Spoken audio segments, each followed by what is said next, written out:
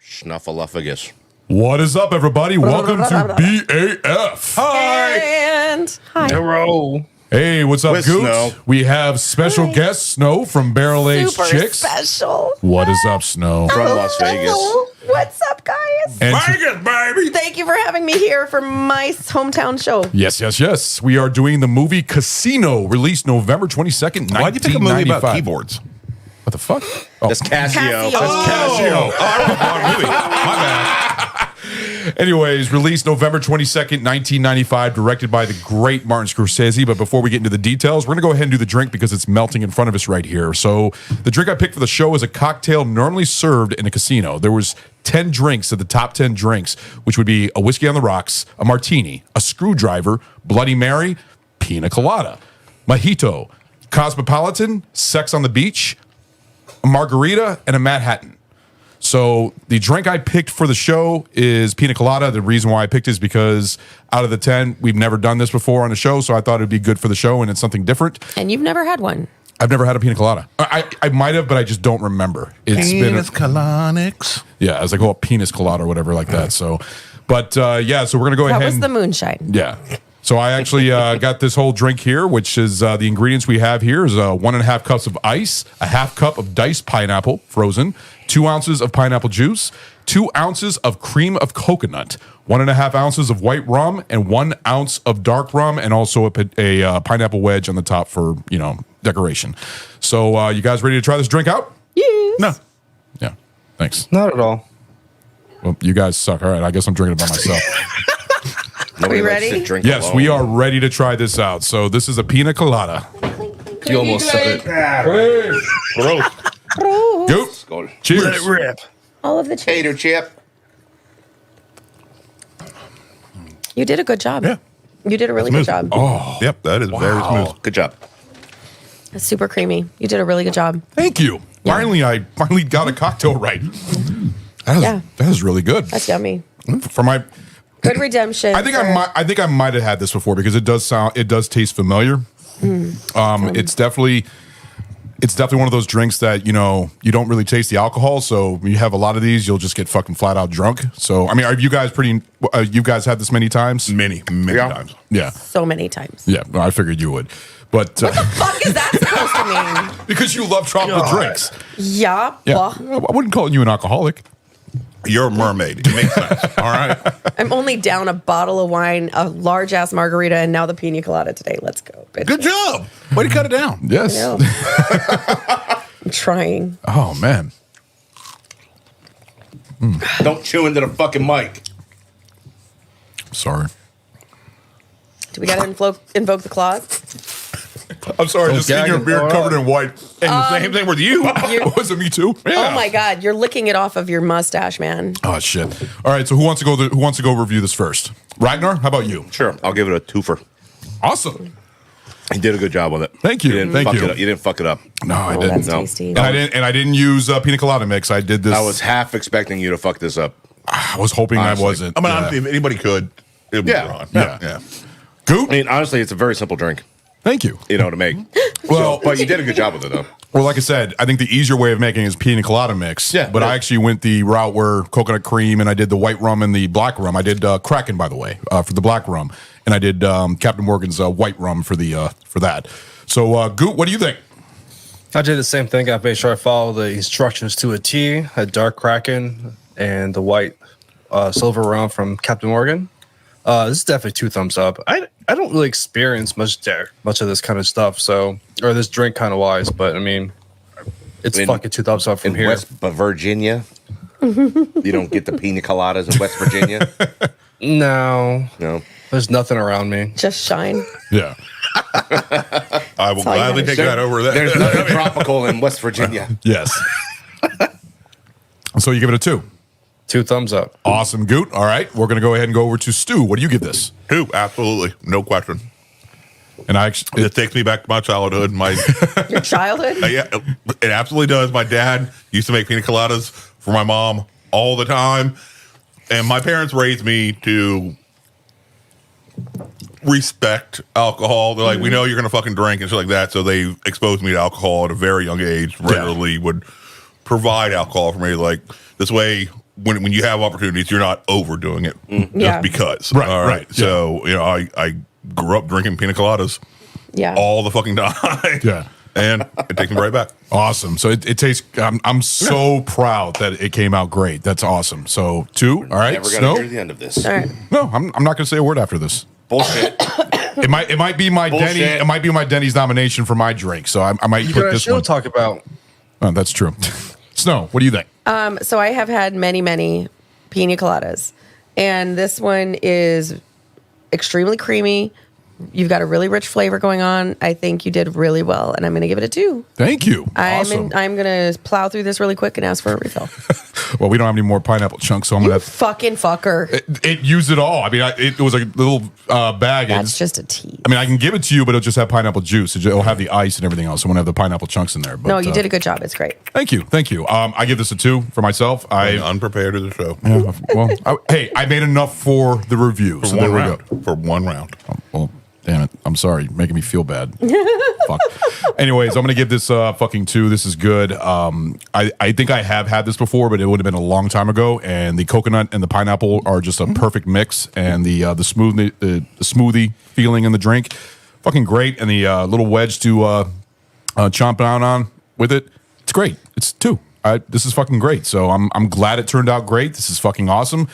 So now we're going to go into our fucking movie. This is a favorite of mine because I am a huge Martin Scorsese fan. And Martin Scorsese, being the director, this is our 4th movie of his that we are doing. We did Goodfellas, which me and Stu did, which was a fun episode. I think 2 summers ago, I believe. I think it was like the 2nd season, I believe. It all kind of blurred. It was a now. friend request. I also did Gangs New York. And of course, you did Raging Bull, which I know Snow had a huge hatred for. That movie was terrible. But Terribly awesome. Terrible. other movies he's done, he's did The Aviator. He did the movie Silence, which I'm a fan of. Bringing Out the Dead, another one. Color of Money, which is another one I plan on doing in the future. Wolf of Wall Street, another one I plan on doing in the future. Shutter Island. Shitter? Shutter Island. I don't know why I put an I in there. Shutter Island. Shitter I land on. Yes, Shutter Island, and he's done so many other movies. Last Temptation of Christ. I mean, Mean Streets, which is another great one. He's done so many great. Killers of the Flower Moon, which just came out this last year. Irishman. The Irishman was good. Not his best compared to Goodfellas and Casino, but it was good. It's good for multiple watches, in my opinion. It's a long movie, but did you see Killers of the Flower Moon yet? No. Oh, it's worth a watch. It's long, but it's worth a watch. So Martin Scorsese directed this film as a part of a 2-picture deal with Universal Studios because of their help and support with the release of The Last Temptation of Christ and also the famous Cape Fear, which Robert De Niro was amazing in that one too. There's no plot at all. Martin Scorsese said in an interview, it's 3 hours, no plot. So you know this going in. There's a lot of action, a lot of story, but no plot. I disagree. There's absolutely a You feel like there's a plot in this? 100%. How is there not a yes. plot? It's the rise and It's fall. based off of book. Like, yes, it has a But plot. it's based off of a book that wasn't even done being written when they started filming. Yeah. Okay, so they're making it up. As they go. Yeah. No, but it absolutely has a weird plot. thing It's the to rise say. and fall of Old Vegas. Yes. Martin Scorsese said that his favorite shot in the film altogether was the overhead shot of Sharon Stone throwing the craps on the at the craps table when was. she's throwing the chips up in the air. It was actually a really pretty shot. This movie had a $52 million budget. It made $42 million, $110 million worldwide. Yeah, so it actually did pretty decent worldwide, but in the States. But there's also this film. Lost money. Well, originally this movie was rated NC-17 by the MPAA, but then the rating was lowered to an R after an appeal because of the extreme violence in this movie. No, I can see that. Yeah. The Rotten Tomatoes score for this is a 78%. Violence. Not until the end, and then it all kicked in. Yeah. The Rotten Tomatoes for this, the Rotten It's Tomatoes just a lot score of for this, threats. 78% for critical score. Even I think Siskel even gave it a thumbs down. Ebert gave it a thumbs up, or it's either the way around. Which I don't understand why, but this movie's not for everybody because of the extreme violence and stuff like that. But it got a 93%. Huh? People are fucking complaining about, this came after Goodfellas. Yes. So, I mean, life is so fucking good. Like, whoa, it's not as good as that. And people always compare this together. So, I mean, that's the fucking only error I see in this movie. Why people, critics-wise, would downgrade this. Well, the thing about Goodfellas in this, when I see this as almost, in my opinion, a trilogy. Goodfellas, Casino, and Wolf of Wall Street, because they're all filmed in almost the same way with the same type of edits, the narrations, and stuff like that. So I see it as a trilogy. Oh, you don't agree? No. Are they the same characters? No. Then no. No. That was good. What I'm saying is That a was trilogy. your opinions. I just gave my opinion. No, it's just a trilogy of the way that he filmed the movies, the way that his direction. That's not how a trilogy works. I love that. No, I don't. No, you're wrong. You're a fucking moron. Oh my God. So the movie's cast is Robert De Niro, Sharon Stone, Joe Pesci, James Woods, Don Rickles. We also got Alan King. We got Kevin Pollak, which I actually enjoyed him. LQ Jones. We got Frank Vincent, which go shine your fucking shoebox. Frank Vincent right there. Dick Smothers, John Bloom. And we also got a couple other actors here and there that played a lot of Italian actors that you've seen a lot in the Sopranos episodes. You've seen in Goodfellas. A lot of Italian. You see them a lot all over in those. But You also- they're all typecasted. yes, they are. Mrs. Scorsese. Oh, I was going to say that. Okay. Oh, trust me. I was going to say that because I even have a clip of her with a whole little famous scene. But she's in a lot of his know. movies, actually. I still love seeing her every time I see her. I love her, and I also love Martin Scorsese's dad because he was in Goodfellas, but he passed away before this came out, so he wasn't in this. But seeing her and just seeing her little reactions when the guy was cursing was just fucking hilarious. But I She love was it. one of my favorite parts in the movie, not gonna lie. She's great. She's fucking adorable, man. I love her when she painted the painting in Goodfellas. That's what I always love when I they're just want to put her in my pocket and carry her around with me. She's so tiny and adorable. Yes. Yes. Although this film received a lot of criticism for its excessive violence, with some people considering it a rehash of Martin Scorsese's earlier film Goodfellas, it received positive reviews from many critics. Sharon Stone's performance in particular received critical acclaim and a Golden Globe for Best Actress in Drama.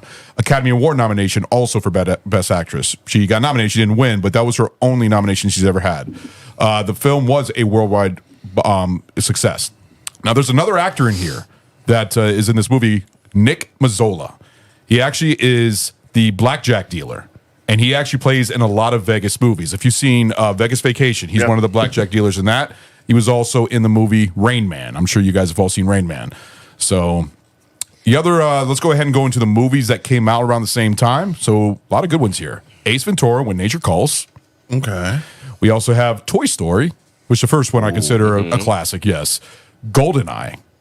It's a good one. Oh, I like that one. The American President, which I assume. Oh, I love that movie. Yep. Nick of Time with Johnny Depp. Have you ever seen that one? Yep. Nope. Yep. Yeah. Money Train.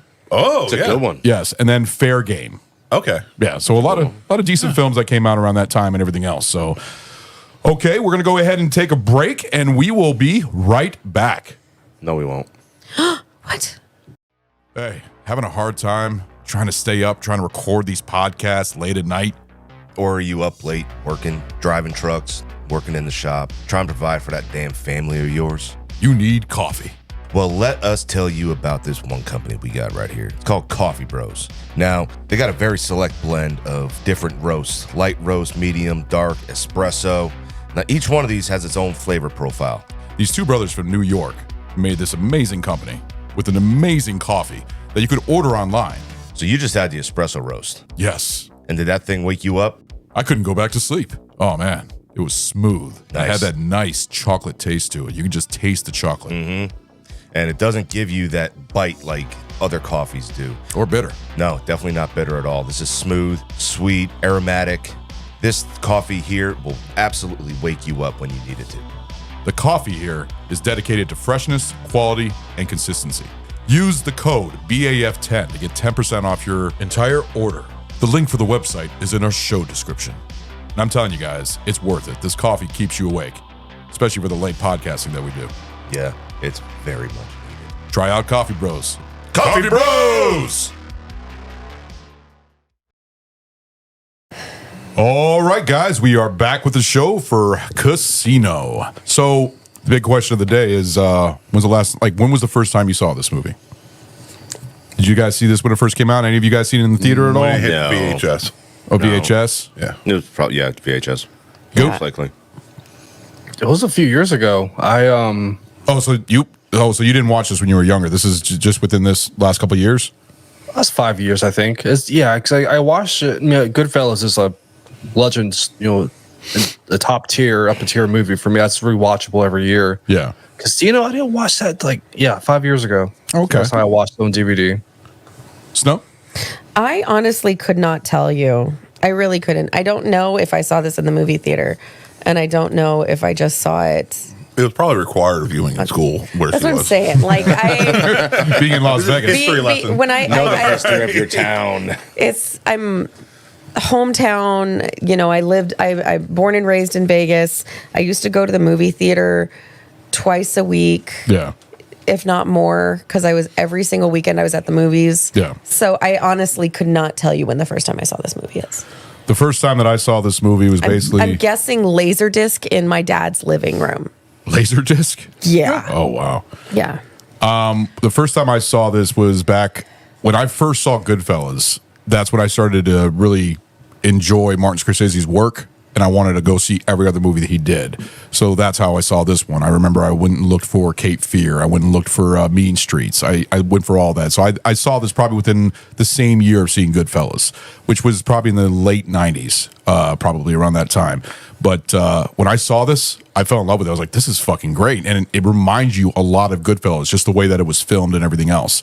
The way the characters, the narrations and stuff like that. Because with Goodfellas, it was mainly Henry Hill. But what was cool about this one, it actually had 3 narrations. It had 2 main ones, but you had one from Frank Vincent's character doing that little, His really little quick one. Yeah. But I mean, what am I supposed to do when the boss asked me a question? I knew I told him this. But the Pesci was amazing at narration as Nicky Santoro, and then you had Robert De Niro playing 8th Rothstein. But Casino is actually based on real events, and it's actually also based on a book, which I actually read for the episode, and not read, I listened to as an audio book. No, you can't read. No, I'm not a good reader, but listening to this audiobook, it was very short. It's called Casino, Love and Honor in Las Vegas. And that one actually follows the true events and the true names, because Casino is based on Frank Lefty Rosenthal, a professional sports gambler and casino executive in Las Vegas who had connections to organized crime. Rosenthal survived an assassination attempt in 1982 when a bomb was attached to his car thanks to a metal plate that shielded him from the explosion's force. So when you see the first scene, that actually happened, him being pulled out and everything else, which I thought the credit sequence was great when you just see him flying in the air with all the fire and that classical music and stuff like that.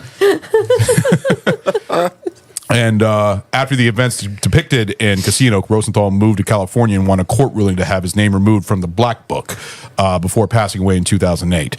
Frank Rosenthal actually saw this movie when it was made, and he actually thought it was a great representation of him. The only thing that he hated in the movie was the juggling scene, because it made him look like a clown. So he didn't care for that scene and stuff like that. Yeah, I think if you're a guy in that position, you really don't want to be made to feel foolish at all. Yeah. You want to keep your bad guy credits or your badass credits. I mean, they even pointed out in the movie. It's like, don't do All right, it. what the fuck's he doing Don't here? do Like, it. bullshit. All right, looking like a fucking clown on goddamn TV. Yeah. And I actually went back on YouTube and looked for the intro to the Frank and Rosenthal show. And it's exactly like they did right in the Martin Scorsese, like the way that it was done and everything else. And it showed all the little celebrities that he was talking to. Yeah. And Don Rickles was in there. That's So Frank funny. Rosenthal actually interviewed Don Rickles, him being a Makes character sense in this. because Don Rickles was a Vegas staple. Yes. Yeah. So Well, Martin Scorsese actually went. Funny as fuck, dude. Oh, he is. Oh my God. I like Kevin Pollak. I actually love Kevin Pollak. And I thought that what Martin Scorsese did is he actually grabbed a whole bunch of comedians for a more darker role and stuff like that, where they're comedians, but they're actually in a more serious role.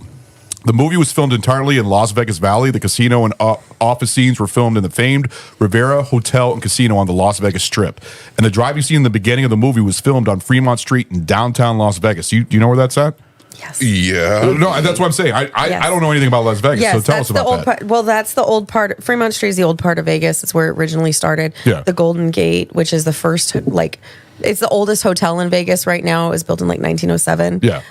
That hotel is still there. And I went to high school 3 blocks away and used to walk there for lunch. Oh, wow. So you actually were there where they filmed the movie and stuff like that.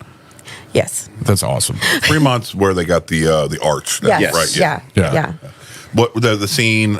You see it all over the Vegas where they're walking down the street and they have that archway Yeah. over the street with all the lights and the Yeah. colors and So- shit like that. That's on Fremont. Yeah, Oh, okay. the restaurant that him and Sharon Stone are sitting at, where it's got the big glass dome. Mm-hmm. Ragnar and I have actually eaten there. It's in Yeah. the Plaza Hotel, and it's Plaza Hotel is at the end of Fremont Street, and it has a view of entire Fremont Street, which now has the sky screen. I can't remember what it's called. The Fremont Street Experience. Yeah. Along with a zip line that goes from one end to the other.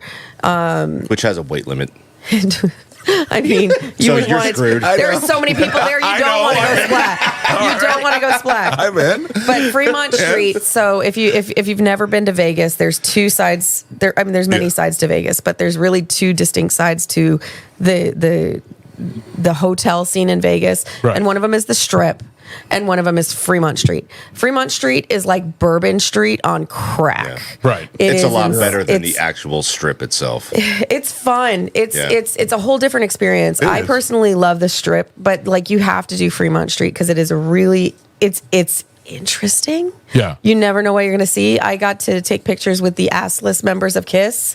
Assless chaps, members of KISS. Yeah. You get to see all, because it's all street performers and Yeah. A lot of stuff trying to buskers, make a money. lot of buskers. Yeah, it's really interesting, and you never know what you're going to see. Now, you know the Stardust, which Frank Yes. Rosenthal, which this is based off of, that was the Stardust. This is in the movie. It's the Tangiers Tangiers. Tangiers, and yeah. everything. Did you ever see the Stardust at all? Oh yeah, I even saw its implosion. So it did get imploded. Okay. Oh, yeah.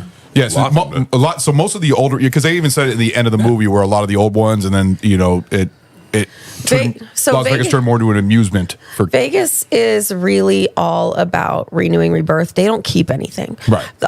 So they're about to take down the Tropicana, which has been around since the 50s. And it's being Which it's fucking being, sucks. It does. And It's you know the being turned into what? the Tropicana is actually where Jerry, whose Ginger is based off of, is Frank Rosenthal's wife. She was a topless dancer there. Yeah. Well, that hotel is coming down this year to make way for the new Major League Baseball stadium.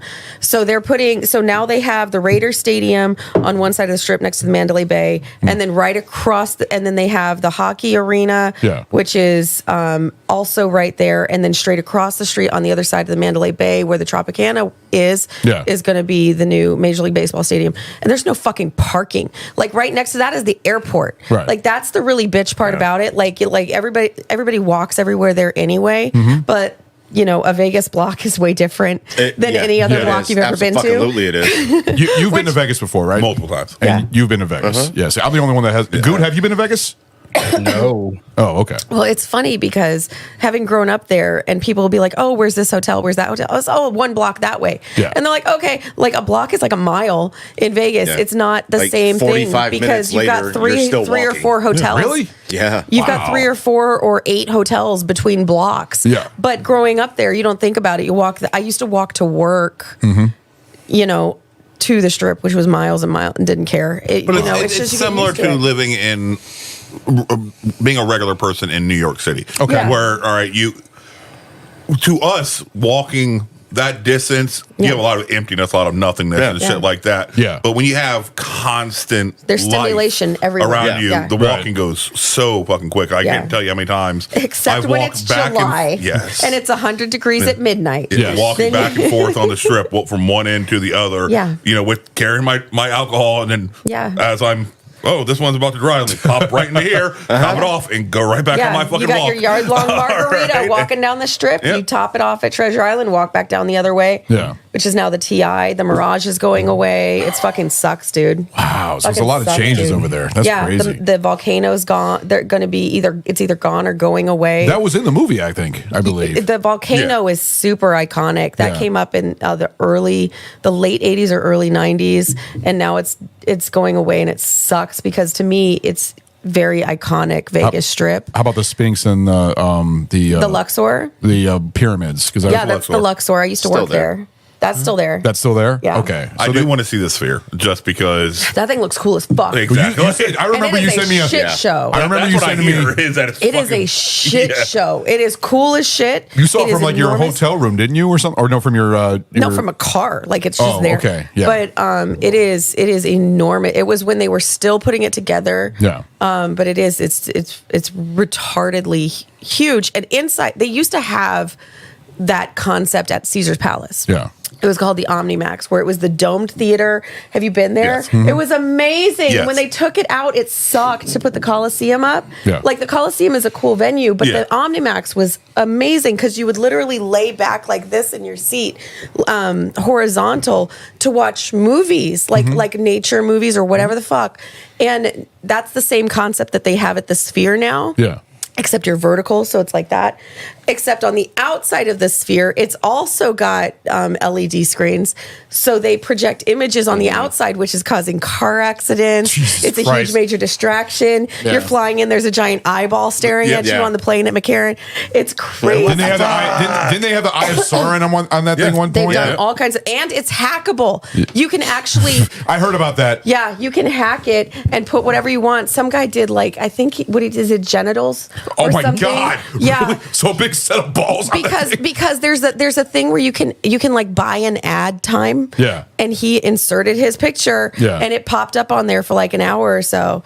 Like it's fucking Fucking insane. crazy. Yeah. Go firewalls. No shit. Yeah. Ah, that was awesome. You brought that up. I Yeah. like that. So the other thing I want to go into this movie, there's so much I want to talk about this movie, but the first thing I want to talk about is the soundtrack. The soundtrack to this movie, and when it comes to Martin Scorsese on his scripts, I've seen a lot of his scripts and how he does his movies. Whenever he has scenes, he puts like a little quotation mark, says this, maybe he just puts a song and puts another song. So he knows what songs for each scene and everything else. And he's a big fan of Rolling Stones, of course, being in this. And there was another song, which is one of your favorites, actually, playing at the end from the Animals, House of the Rising Sun. He originally wanted that to be the intro song instead of that classical piece. Do you think that would have worked? No, I like it better this way because it was the build up, the build up with the classical, and then more of the hard rocking feel of Yeah. Rising Sun at the end because it's the culmination Yeah. of everything. Yeah. What do you guys think? I don't think having changing it around would have worked at all, Yeah. honestly, because having the classical piece in there while you're seeing him explode and fucking just Seeing him slip spin around and run everything. throughout the entire fucking screen. But you knew that wasn't Robert De Niro, it was a You know. stunt man. But it Oh, was- really? So that was Really? a stunt dummy. you guys did see the little mannequin, right? Yes. Yeah. It's hard to miss. Yeah, I know. That's one Never of the. in my brain would I have thought that was actually Robert De Niro floating around. Unfortunately, it's not. I mean, They could do it now. Can we do it now? Can we like is it like a pie at school, like a pie the teacher at school? You can just like put dollars towards it. Maybe. I would. The thing Sure, you about throw this, enough money at him, he will. I mean, Well, shit, fucking Russell Crowe turned down a $30 million deal to what? work with him. Damn. to work with Robert De Niro. Yeah. He said he doesn't like working with babies. I love that. funny. That is fucking awesome. That's But the funny. thing about Robert Yeah. De Niro is, oh, go ahead, Goot. No, I was going to say, excuse me. I was going to say that with the intro music, it's perfect because, for me, classical music is like a perfect blend between harmony and chaos. Yes. So that's perfectly displayed. At the end is like everything just like as Stu said, everything just fucking unveiled itself. So it's like, God damn, there is Yeah. no winning in Vegas. Yes. Snow, what do you think? No, the intro. Honestly, I really couldn't stand the whole him floating around in the fire thing. I thought it was retarded. Oh, you weren't a fan of that? No, but I thought that the starting it with the explosion and then backtracking and with the music with the fire, I think for me would have worked better without him floating in it. Okay. Especially since he didn't get blown up or fly in it. He literally like threw himself right out the car. I think it was trying to make you think, mess with your head, saying, "Oh, so he dies at the end," but then they kind of changed it around because he doesn't die, because he got saved from that metal plate and everything. So yeah, to me, the movie is so rich in so many different ways, and that just didn't fit. Yeah. But the music was great. You know, the music Great that colors in the movie. Oh no, Yes. Yeah. Yeah. I love the colors, and I also like that there's that that filter that they use where it softens the picture a little bit, and it just I enjoy that. But the colors, the music, to me, I mean, I think the soundtrack is almost like the full soundtrack. You could buy the soundtrack and it's 2 CDs, but then I looked it up and there's actually songs that weren't put on the soundtrack. It's almost like 50 to 60 songs. I mean, because you think about it, there's like a song almost every 1 or 2 minutes of the movie, and it's constantly throughout. Because Martin Scorsese doesn't like putting scores a lot in his films. He likes using music throughout his films, and a lot of classic oldies. You got blues, you got rock, you got the 80s music, but especially when it transfers from the 70s into the 80s and stuff like that. But I love his way of using music, just like Goodfellas soundtrack to me is an amazing fucking soundtrack. So, but also the other thing I missed about saying is that, of course, Frank Rosenthal, which is Eighth Rothstein, is based off of Frank Rosenthal. Nicky Santoro is based off of Anthony Spilatro, which is an actually real gangster around that time. And then we also had Ginny, who was a topless dancer of the Tropicana that marries Ace, which, reading the book, like I said, tells the true events of what happened and everything else. There's Was a lot she of really differences. like that? Yes and no. There was a thing. All right, Lester Diamond. It was actually Lenny in the book, so the act was Lenny. The whole ordeal about him going off He with didn't like Lenny. Rabbit City. Huh? He didn't like the Rabbit City. Rabbit City. He didn't like the rabbits, did he? Oh no. I don't. Oh my god. But yeah, it's just there's a lot of differences in the book and there's a lot of same things. The thing is, the book to me is more of like representation of, like I said, the true events. It really wasn't that much drama and stuff like that. Like the whole beginning of the book is a lot of Frank Rosenthal showing his whole background into betting and the bets and stuff like that. Who's it written by? Nicholas Pileggi, who also wrote Wise Guy for Goodfellas. And what were his accounts? How did he get information? How does he? That I don't know. He just probably did the research and stuff like Well, that. when he wrote Goodfellas, he did interviews with Henry Hill. Okay. Yeah, because Frank Rosenthal. Similar. Yeah, he probably taught. 'Cause I didn't look into that stuff, but I know that Frank Rosenthal was still alive, and especially he watched this movie because they know it was based off of him. Because all the other characters died. Jenny died of an overdose, also, but he went to go see her in the hospital and everything else. Frank Rosenthal almost died, and Nicky. It'd be Anthony, which Tony Spilatro. They actually call him Tony in the book, but he's also Tony is short for Anthony. He is the one that they thought tried to kill Frank Rosenthal and put the bomb underneath the car. So, and also the whole thing with the bodies out in the desert or the bodies out in the cornfield. There's a whole thing about that. I'll bring that at the end of the episode because that actually did happen, but it was done in a different way. In the movie, it was done in the cornfield. It was actually done inside of a basement and then buried out in the cornfield. The two guys. They dragged the bodies out there. Yes. So I got a whole thing about that at the end of the episode. But let's go ahead and talk about the counting room scene first. What did you all think of the counting room scene with Nicky Santoro explaining it and everything else with the whole skimming? It felt completely real. Yeah. I never had the opportunity to do that, but nor will we ever. No, I'm just saying that Let's start one. Everything that I've ever seen about Vegas and shit like that, it made sense. Yeah. I'm like this. Yeah, they have people focus on this. We do know there's mom involved, so yeah, they're not going to be fucking looking on purpose. That's their job is to not look. Yes. Right here. I mean, when he was saying that, when the guy walks in, that like everyone's looking at something else. Yep. So you can't when they're skimming. You can't the joint. tell me if something happens. Well, was this person ever in here? Yeah. Well, I don't know. I was doing this. I didn't see him. Right. Not that I saw. I don't remember. He never came in. Well, people are paid off also when you think about it. So. Well, they are paid off. Yeah. But the whole thing is plausible deniability. Yeah. You know, is that, well, you're doing this right now, right? So you're doing this while I'm in here. So you don't know. Yeah. And you can't lie. Yeah. You know, you're not going to lie about it. Right. So What do you think, Goop? If you say if you say the truth, you're fucking dead. Yes. But I mean, it's just a beautiful symbolism of how the mafia or how that in that world works. Right. It's a family in Kansas City who are fucking just sending people out there to Vegas because it's still being built up, and like there are still, you know, the townies that live there and people trying to come in to try to take their shit. You know. Yeah. So it's a good illustration. Now, this is another thing, another scene coming up here that I really enjoyed. Cheater's Justice, which I actually have a clip for when they capture the cheaters. I have only the second half of the clip because I didn't want to get the first half; it'd be too long. But the thing is you know they're working as a team. Eighth Rothstein and everything else, looking at these cheaters, getting down on their knee and looking to see what they're doing the whole like, what's the thing for the tapping? What's that called? Morse code. Morse code and everything else. So this is the scene for Cheater's Justice and how they take care of it. Fucking love that. Yeah. So well done. Yes, that was a fucking great scene. The way that it was executed, the way the editing and everything else going back and forth. I also love the part when they're all explaining on all the cheaters. When you see the guys up on the catwalks, looking with binoculars, looking down at the blackjack tables. Oh. I mean, I wonder if they actually have They that. do. They really They do do. now. So they Yeah. do. They have ex cheaters that actually did that. Yeah. See, I didn't know that. I thought that was really. the eye in the sky can only catch so much. Yeah. Yeah, but there's also, it was funny because I was mentioning to him when he was like, "Oh, only 6 cameras." I'm like, yeah, no, it's so like it's a lot more Probably on like par 20 with, like with 30 or the, 40 or- like the Ocean's 11 version where Oh, you see yeah. where it's Yeah.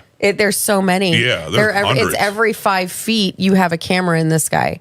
When you're walking, they're everywhere because they're catching there's no angles that aren't covered. No shit. And it's in the back room. It's not just in the main floors. It's in the hallways. Yeah. Nothing is not being watched. Like you can't get away with anything anymore. Bathroom. Yeah. I don't think they have a camera in the bathroom. No. I don't No. know, man. No. There's a quote in this that I actually love from Ace Rothstein. In a casino, the cardinal rule is to keep them playing and keep them coming back. The longer they play, the more they lose. In the end, we get it all. Which is, you know, I think that's a normal rule for all casinos because what they do is they do everything in their power to keep you there so they can take more of your money and stuff like that. So to the point where if you're making more money, that they'll even give you like hotel rooms and stuff like that just to comp you. But then you're gonna and then you're gonna lose it all. They do everything they can to make you lose all sense of time. Yeah. Yeah. While you're there. They keep it so you don't see any natural sunlight while No. you're on the floor. Right. You don't see clocks. Nope. Fucking anywhere. Any windows near the entrances are super, super tinted, so you can't tell what time it is. Yeah. Really? Yeah. Oh. Yeah, there's so many different things. I'm that glad go you're into on this show keeping you because you're happy. teaching me stuff that I didn't know. Well, it's really funny because I've had personal experience in partaking in some of the privileges that comped guests partake in. Right. My mom, I think it was my mom's cousin from Georgia. They were like really heavy gamblers, and they would fly out every few months out to Vegas to throw money away. And they had done it so often, they were definitely their hotel stays were free. Yeah. Their meals were free. Their experiences were all free as long as they gambled. And I had some exquisite dinners that were on the house going out with these people. And it's really impressive to see that what they will do because the house will win. Yeah. Like it, you know, even if you win this time, you're not going to win the next time. Right. Like they're going to do things to incentivize you to keep going. Yeah. And it's pretty insane, you know, crazy. the Just takes lengths time. that people will go to try to win a buck. Yeah. And they will throw away their kids' college funds. Yeah. And on the wish of doing something, making money, they will take out a second mortgage and lose homes. And Yeah. I've seen the dirty part of Vegas. They say that in the It's end. not nice. Where, you know, kids will lose their like college funds and stuff like that. Well, you know. Because the parents will gamble them away. Yep. On a whim. Yeah. It's really that's why I don't gamble. I saw it too much growing up. Goop, what That's did you why Oh, go ahead, Goop. What was your question? I was gonna ask gonna you- say Stop interrupting him. Go ahead. Everybody's No, I not was gonna say, talking. that's a big reason why I've never gambled at a casino, because Yeah. I know if I go in there I'm gonna lose. So I was like, why am I gonna just walk in there and just light my money on fire? Yeah. Fuck that. Well, See, I go in there, no, with the expectation I am going to lose. Yeah. I am okay, But you're having a losing good time. X amount of dollars. Yeah. each day that I'm there. And that's the thing. Yeah. Set your amount exactly. and don't go and over don't it. go over Yep. it. Yeah, And- but sometimes you're tempted. You, But you that's never know. where Vegas Yeah, gets you. I know. Is with the That's temptation. The when whole it- city's built on it. Yeah. You know, I would go there, X amount of dollars to spend in gambling this day. Yeah. All right. So I'd have that cash, and no matter how good I do, how bad I do, Yep. if that money's gone that day, Yeah. then I'm chilling at the fucking penny slots just to soak up the fucking free alcohol. Yeah. Yeah. Until I'm ready to do something else. Yeah. All right. Well, and see, I've had a lot of people ask me, well, what do you recommend? What do you recommend? I say, save your money, don't gamble, go see one of the shows. Yeah. Go eat, because they have some of the best restaurants in the world. Go do a buffet in Vegas. Yeah. Is an experience. Oh, really? It is an experience. They have one of the largest. They have They the have all of largest. them. They have Yeah. the largest buffet in the world. That's fucking But they great. have And many one of of them, them. because Yeah. like Yeah, yeah. every time it's like, oh, this is the largest, and the next hotel will come up. This It's- is the largest. It's on my And the next bucket hotel, list. this I'd has like to come go up. there It's a once. great time. Yeah. It It's a is, great but like time. go for the food and the entertainment, Yeah. because Yeah. there is really cheap entertainment. There's free entertainment, and then there's the $100 a ticket entertainment. Yeah. And it's all worth it. Yeah. Because Some like great titty bars too. yeah. Oh, yeah. Great I fucking assume bars. that. They are they are Yeah, very they're particular about who interesting. they're hiring. They're Yes. interesting. Because you're not gonna come across a lot of Grannies. no, like say the you're least. gonna come across quality strippers in Vegas, because Okay. it's such. I mean, it's routine for strippers to fly out there on weekends or Yeah. on Yeah. big games and Yeah. stuff like that, just to spend 3 days, stripping at this club, Yeah. and they're walking away with tens and tens of thousands And of fucking even if dollars you're- for 3 days worth of work. Yeah. Even if you're not and wanting to go and tips. see That's the thing. just It's seeing tips. the like some of the really fancy strip clubs there Yeah. are intense. Right. And it's not even like the dancers and the quality of the dancers, which is really impressive, but just the venues themselves. Yeah. It's a whole They thing. amp everything up. It's that's a cool. whole thing. Vegas is impressive. It's steroids, man. I remember the first strip club we went to there. Remember the M's? Huh? At the library.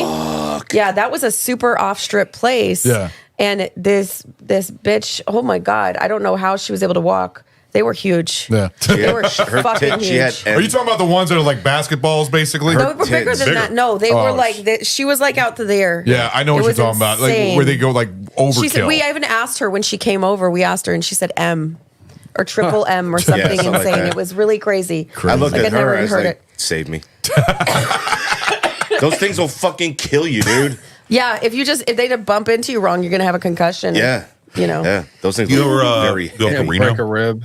Yes. Reno, I find, is like the trailer Yes, park. it is. It is. Yeah. I love it. I can't. Reno's I can't fun. do Reno's Reno. fun. Yeah. See, I very can't fun. do Reno because I grew up in Vegas. Okay. So Reno's like a fucking joke to me. It is, I but can't that's why it's so appreciate fun. it. I can't appreciate That's why it it's so because good. I am like I would rather blow my money in Vegas than I would in Reno. I'm like, no, I don't like it. I like the ghetto version of It like is. Vegas. It entirely it makes is. me laugh and have I so got much one of my joy. tattoos I got in Reno. Yep.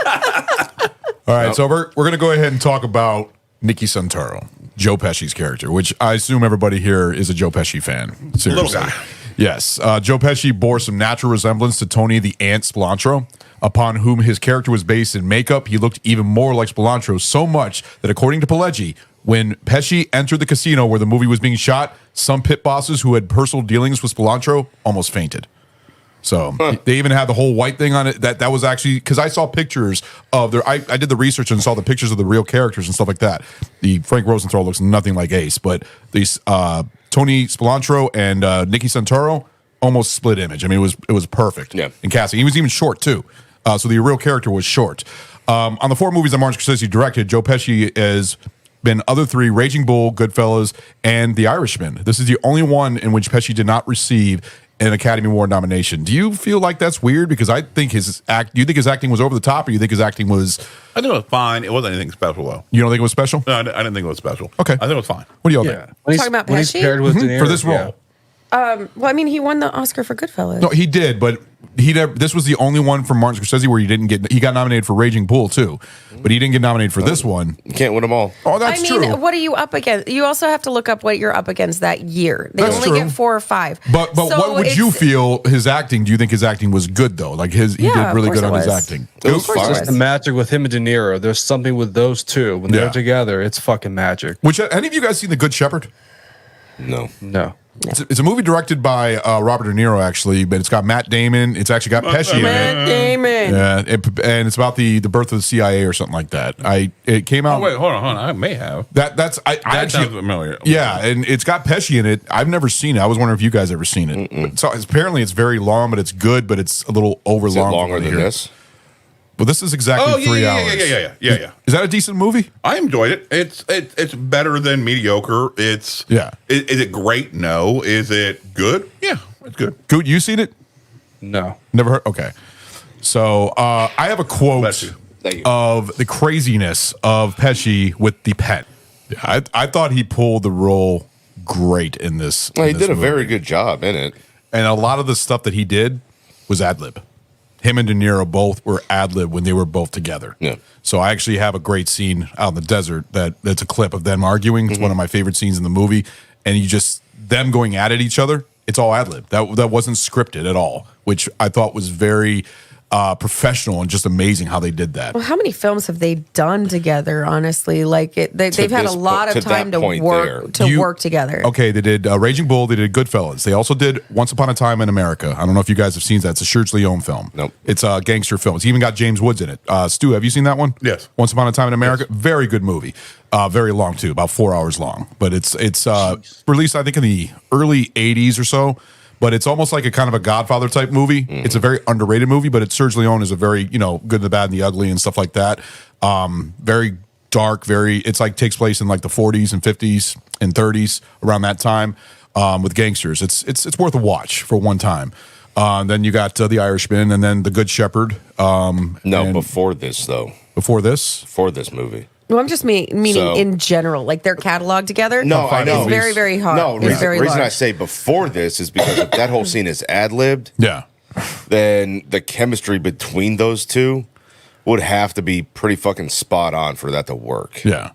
You Yeah, got a point. especially the part where they're coding, where they do the code talk to each other on the phone. Yeah. They're Oh, that was random shit. Fucking perfect. I love how they did that. Yeah, where it's like they were just saying random things, and it was like I think that's cool how they did that. This movie was great. And actually, the thing is that it went through 16 drafts of the script. But Nicholas Pileggi and Martin Scorsese wrote the script just like they did for Goodfellas. So it was basically another team up together doing this movie. That's why I see Goodfellas and Casino almost not similar, but like They're totally different. they're totally different movies, but they're filmed in the same way together, like the editing, the narration, and stuff like that. That's how I see it.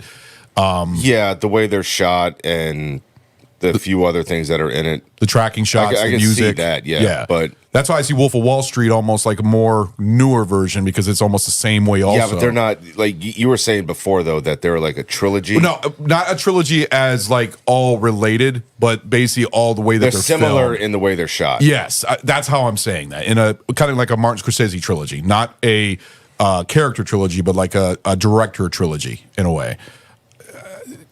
I don't know how to explain it. I'm trying to figure out how to exactly say it. Maybe I'm saying it wrong. But let's go ahead and talk about Ginger. Oh, that fucking Favorite guy. character here. Which actually, there was a lot of actresses that were going to do the role. Dude, he was stupid. well, He was stupid for Yes. fucking getting involved with her. yeah. No, And then Fucking warned. staying He involved. told him. I know. She fucking told him too. It was like, you don't want me. Yeah. I don't love you. well, that's the thing. You know? Maybe it'll grow. Oh, you fucking moron. You deserve to be blown up. Well, in the book, the whole scene where she's pocketing the chips and Yeah. hustling the chips and everything else, that was actually in the book also. And basically the point where it says, I don't know what it was, and I know that she's not going to love me, but I'm falling in love with this woman already. And he didn't care. He wanted to take care of her. He wanted to be married. He wanted to have kids. And she already had a daughter, actually. She had a daughter through Lenny. Oh, really? Yes. So that was a difference in the That book and bitch stuff like don't that. deserve a And then kid. they had 2 more kids when she was married to Frank Rosenthal, the true character and stuff like that. They couldn't have her being that evil to more than one kid. Jenny had 2 more kids. Yes. Yeah. Maybe it was Frank. Maybe not. Yeah. No, that's the thing. The It affair, wasn't. the Nicky would talk, the affair that also happened. That was actually alleged that did have an affair with Tony Spilantro and everything else. But other actresses that were considered for the role. Let's see what you guys think of this. Nicole Kidman, Okay. Melanie Griffith, No. Renee Russo, Russo? yeah. No. Cameron Diaz, No. Uma Thurman. No. Yes. Oh, you think Uma Thurman would have worked? I think I Uma, think that would've worked. No, I don't think Uma could have conveyed the natural dirtiness and sleaziness that Sharon Stone can. Yeah. That fits with the character. Michelle Pfeiffer. Michelle Pfeiffer actually really wanted, like Martin Scorsese wanted her, but she said she did not want to do the part because it felt exactly like the same thing she did in Scarface. So that's why she didn't want to go with that. That's understandable. Yeah. Kate Capshaw. Who? Okay. Kate Capshaw. Don't know Who? who that is either. Kate Capshaw. Oh, you don't know who it is? Oh, You know. I think it's. Fucking hell! I thought I was saying it wrong or something like that. I'm sorry. You were saying it right. Yes, she was. I think damn it, she's. dude. I think that's the chick that played Willie in Temple of Doom. Yes. Yes, and she's Oh, also okay. married to Steven Spielberg. No. And then Tracy Lords No. was seriously considered after an excellent audition. Really? The porn star Tracy Lords, yeah. And then here's the last one. Madonna was almost cast. No. If she was in the car getting blown up, sure. I mean, honestly, when the way she did in Dick Tracy, I could see her. I think Madonna Kind actually of has great working. acting chops. Yeah, I could see her kind Yeah, of a hole working. in the Like not desert. Madonna now, obviously, but back then in the 90s. There are many holes in the desert. And she is just another set of holes. But Sharon Stone Probably got convinced. syphilis. But Sharon Stone convinced director Martin Scorsese to give her the role, and But she really wanted it. and she really wanted the role. She killed it. Yeah. She killed it. She was fucking terrible person. Oh no, she was. She was a complete I fucking wanted to hoe beat bag. her fucking ass. Now this is the question for you: when they get married, and the whole thing about him trusting his wife. Here's a question: would you trust your wife? With what? Yeah, well, did you trust your wife right now? Okay. With what? The whole money thing. $2 million. $2 million. $2 million. Now remember, this is like the first week we got married, 3 weeks after we like met, whatever the fuck. If we're going back to that time, not now, because you better fucking trust me now. Okay, so But then? like back then, back No. in 04 when we met, No. probably a good idea. No. I Goop? wouldn't. Oh yeah, hands down. Oh, you trust your wife? Now Yes. or in the beginning? No, in the beginning, like them. All the fucking time. I trust her. In the All beginning, it would have worked. I would have been like, okay, Stu. there's a downfall if you fuck me over, but yeah, I trust you. Stu. Which wife?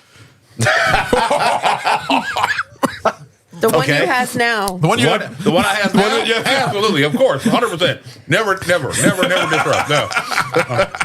No. First wife? No. Okay. Well, here's a question for Stu. Would you trust your Ron? husband? Oh, I'll go to me. What, back in the day? Yeah. No. If it was turned away around, would you? No. Back when they first, no. I don't, like, literally, he, like, tricked me into marrying him. Wow. It was. It's a what you doing tomorrow? You want to get married? That's what happened. Magic. I didn't trick you. You kind of just, like, it was just snuck in such a way that was sure I got nothing to do tomorrow. Yeah. And it's 21 years later.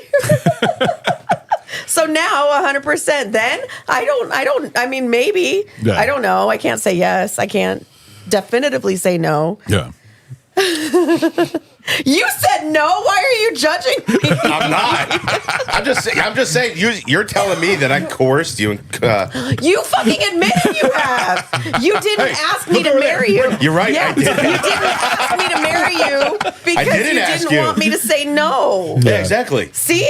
Oh man. I mean, you had a choice. You could have said no. My answer would be So, Ron, yes. I wouldn't trust myself. No, can say that. that's not the question. I know. No, would I trust Sammy? Yes. She was a very good person. She's still a good person. I would have trusted her. Yeah. I don't see her doing what she did at all. So. Would you give her a? She didn't lie though. Huh? Ginger didn't fucking lie. No, she didn't. She didn't fucking lie. And lie to him. No, if De Niro had a character had followed through with his agreement, Right. All right, all that shit would have been avoided. Yeah. Altogether. All right. Yeah, De Niro's a fucking moron in this movie when it comes to her. This is all his fault. 100% his fault. See, the thing is the fact is that Absolutely it is, because he never should have let her near that baby again. No. Never. No, I already knew you were going to defend that after. No, and I agree with you 100%. Fuck that, both of them. All right, so another thing I want to talk about after I want to go back to Nicky Santoro, to the Charlie M scene, the head in the vice, which is actually also in the book. Yeah. This actually taught in the book. It relates to his history of being a gangster before he went to Las Vegas. Billy, the one that he was calling out and everything else, but the whole head in the vice, and they actually stuck ice pick in his balls. This actually really happened and stuff like that. Yeah. I thought you meant the actor. I was like, oh my God, that's so much commitment. That's so much commitment. Dedicated. He is dedicated to his Like, craft. that is method shit, and he needs help because you shouldn't agree to that. Yes. The scene was cut. What was that? No, I was joking. The scene was cut. That's why it was NC-17. Yes. It's not for the eyeball. It was for the ice pick in the balls. So all together, guys, what did you guys think of that eye-popping scene in the vice? Dude, What did you? that guy was stupid. He gave the name up anyway. Like, why? Why go through all that? Where you're gonna just like torture yourself if you're gonna give the name up anyway? I can't even Especially imagine the Like, pain that's for the ice terrible. picks in the I balls. get headaches all the time. I especially don't want to for even. like who it was. Yeah. To him. Charlie M. Yeah. Yeah. Motherfucker. You know. Yeah. No, that was Charlie Murphy. Always fucking things up. Right. What'd you think of that scene, Stu? I thought it was well done. I really did. It showed the respect and the frustration Pesci's character was having with this motherfucker. Also showing what a gangster fucking Nicky was. All Yes, right, yes. Straight fucking gangster. Well, this is another scene. We're going to stay on Pesci here. The scene where he's talking to the banker. Did I Goot? I thought it was a well scene. It shows how I feel like far a jerk. he'll I'm go. sorry, Goot. Fuck you. So yeah, it just shows how fucking far he'll go. I mean, he'll go to that fucking far to get an answer from you. So I thought it was perfect. What do you think of the scene with the banker? The banker. Here, I'm going to play it right now. That scene. What did you think of that? Yes, I mean, the dilemma he faces realizing that he's going against someone that can actually lose his money, and he still takes the risk because knowing, laughing inside, thinking I'll get that money back. Yeah. And then for him to say that to him, he's like, okay, I'm gonna win here. And then fucking Sam is like, he's gonna go to the FBI. The FBI is watching him daily. Like Right. it's insane, like the level they have to go through. And then with them how it all landing the plane on the golf course is hilarious. They fucking ran out of gas flying the plane. Actually happened. Yeah, It actually happened. it's really funny. But the thing is there was a couple differences to it from when I read. I'm trying to remember what it was because that wasn't in the book at all. The thing about the book is that the book was only 2 hours and 45 minutes long. Oh wow. Yeah, but which I think was like an abridged version or something like that. But it was only available one that I could find. You're not gonna get everything Well, I think involved in that book. they added a lot of more dramatic effect to the book because the book there was a lot of just parts where it was just them talking about their past and everything else about. You mean the movie? They added a lot to the movie. They added a lot to the movie, yeah. And they had a lot more dramatic effect and stuff like that, which Martin Scorsese even said that the hardest part of the movie was the characters, trying to have the characters and how they're mixing up and everything else with Sharon Stone and as Ginger and Eighth Rothstein and stuff like that. But the book, this is a lot of people argue when it comes to a book an adaptation to a movie that the book is always better. The movie is 10 times better. And I even went online and saw what other people thought. A lot of people also thought that the movie was a whole lot better. Yeah. Even for Wise Guy, for Goodfellas, I felt like the movie was better, the way Martin Scorsese did it and everything else.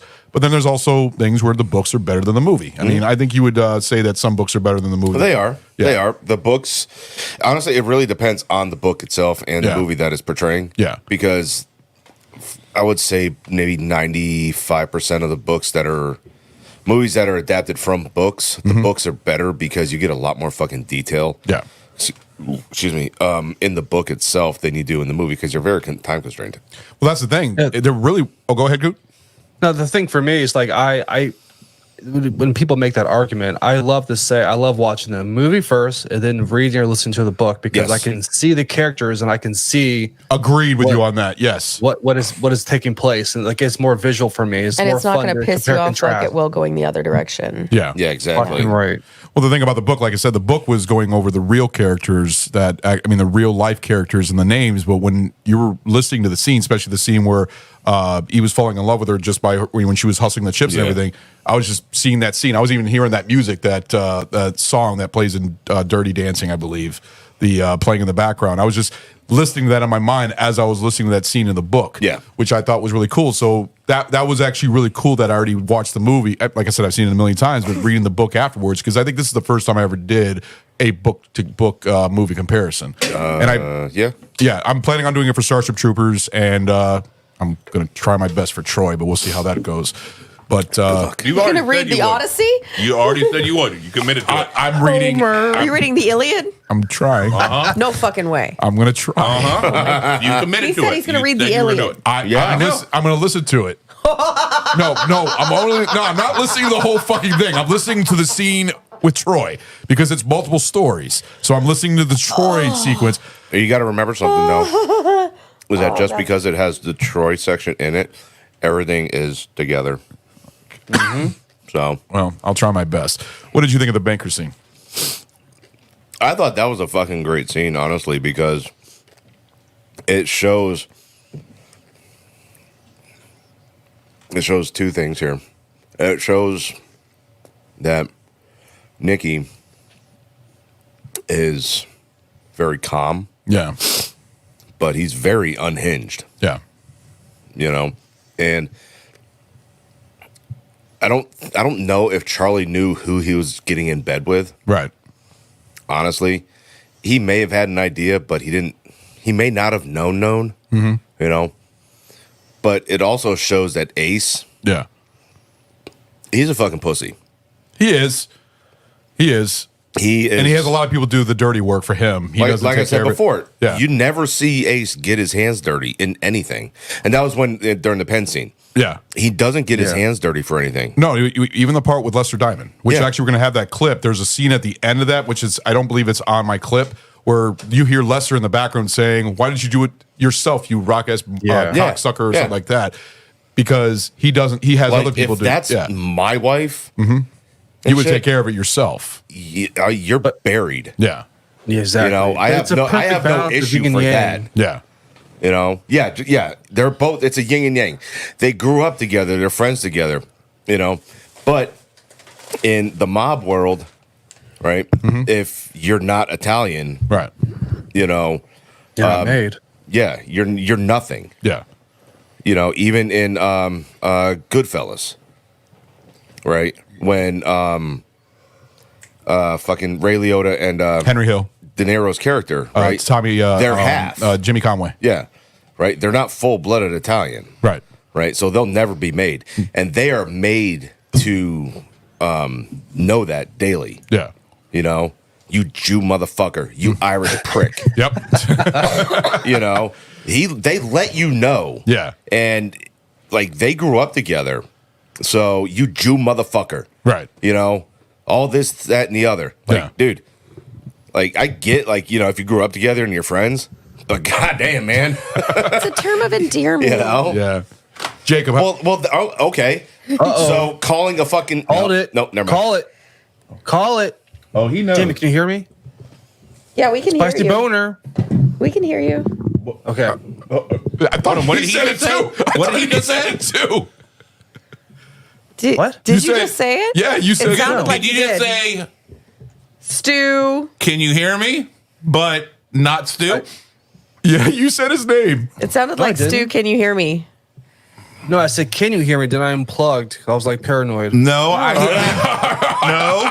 I'll argue this to hell. No, I did not say your name. Okay. Then we had to Okay. call a vote. No, You want to? Okay. no, I'm not calling a vote, but I fair thought I rules heard it. apply. Yeah. If during editing it is found, Then he has to take then one. there's penalties. Yeah, I'll find out. Let's see what I got here. I don't know how I didn't even hear it. Oh, I did. So I said it and I looked at you. I was like, fuck. Mm-hmm. It's Daddy Picks. That's me. no, spin again. Have we made that rule? Oh. So during the what episode are we listening to today? It was on had the this. it was on the fuck me running. So I'll spin again. That's fine. Because No. you got it. You fucking No, it rolled. was for the tasting room for Milton Dilfs. Yes, and there what it was was. Daddy Picks twice. Yeah, you and rolled Daddy Picks twice, and and- you wouldn't fucking do it. Yeah. Okay. Yeah. Here we go. And we were like, oh, let Adam the peanut do it. And you were like, no, I'm not abiding by that. Murmur. Yeah. And then you ended up getting the Kool-Aid. Fucking pussy. Shit. Let's see.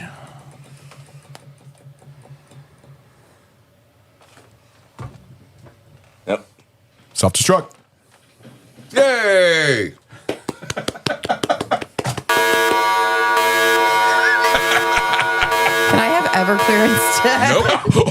Nope. She likes Everclear. Nope. She likes Everclear. Fuck. All right, everybody, grab a thing of Malort. See how happy you are.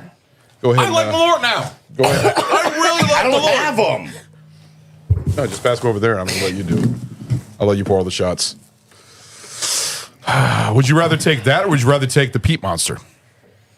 Is that the shit you had before? That was shit way worse than Malort. Exactly. So you might as well just stick with Malort. Yeah, you have terrible taste. Oh, appreciate it. Thank you. Goddamn thing. Oh wow, self-destruct. I got lucky with that one. We all got lucky with that one. Yes. We all win. Yay, you. Fuck. You're already dreading this shot already. But make sure you pay attention during the editing. I'm going to, because I could have Please sworn do. he said his name. I'm. Yeah, it No. sounded like Take Stu. that.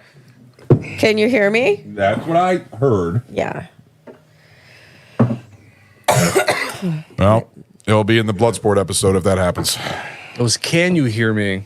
It sounded but like there was Murmur something before. Yeah, there was Can something you right hear me? beforehand.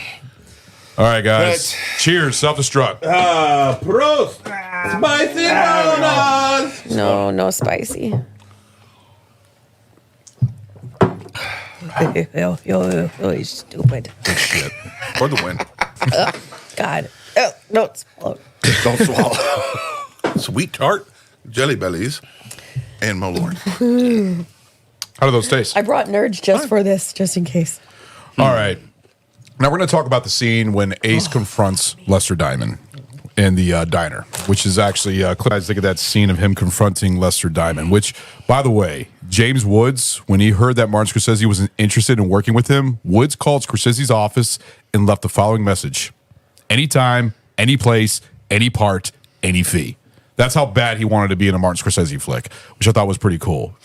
Really? Because now I'm directing a gay porn, and I think he'd be perfect for it. And you're the bottom, and you're taking it from an African slave. Wow.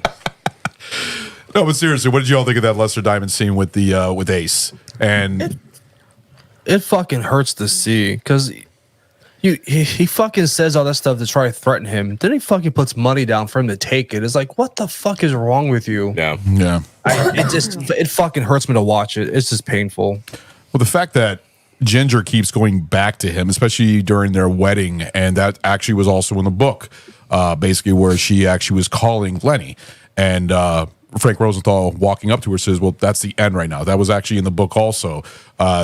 Her always trying to go back to him because I think he pimped her out basically when she was younger. She said she'd been with him since she was 14 years old. So fuck off. Yeah, I mean, you know? she was in love with Lester. Yeah. Knew he was a piece of shit and everything like that, but still love is love. Yeah. And blinded by everything else. And also she had her own psychological issues. Yeah. From being groomed by this fucktard. Well, the fact that she even warned him that you don't want this, you don't want to marry me, and he still went for it because he felt like that he could change, that love can develop and everything else. I mean, tell me what you think about her, because I know. Well, she's a fucking terrible piece of shit. Think about how much cooler Vegas would still be if it wasn't for this asshole right here. Buster Diamond? No. Oh, Ginger? No. Who? Rosenthal? Yes. Oh, true. Based on what this is, Yeah, he basically brought to the end the old Vegas with everything coming down on top of him. The Vegas where you had Sinatra and Dean up there, headlining, where everything was fucking cool and shit like that. It was classy. Yeah. Yeah. It was classy. Wasn't your mayor the mob mayor? Are we going there now? Yeah, go ahead. Talk All about right. it. So Just trying to bring it back old school. Come on now. yeah, talking about old school. So in this was really funny when we were watching this, because I haven't seen this in a long time. And the scene where they're walking out of the courthouse and it's their Nicky? lawyer. It's their lawyer and Nicky. Yeah. And I looked at the lawyer and he was on screen for like half a second. I'm like, holy shit, that's our mayor. He was also in the gaming commission scene with Ace. Well, yeah, he was actually in a lot of the movie because he was the divorce lawyer when they were talking all that.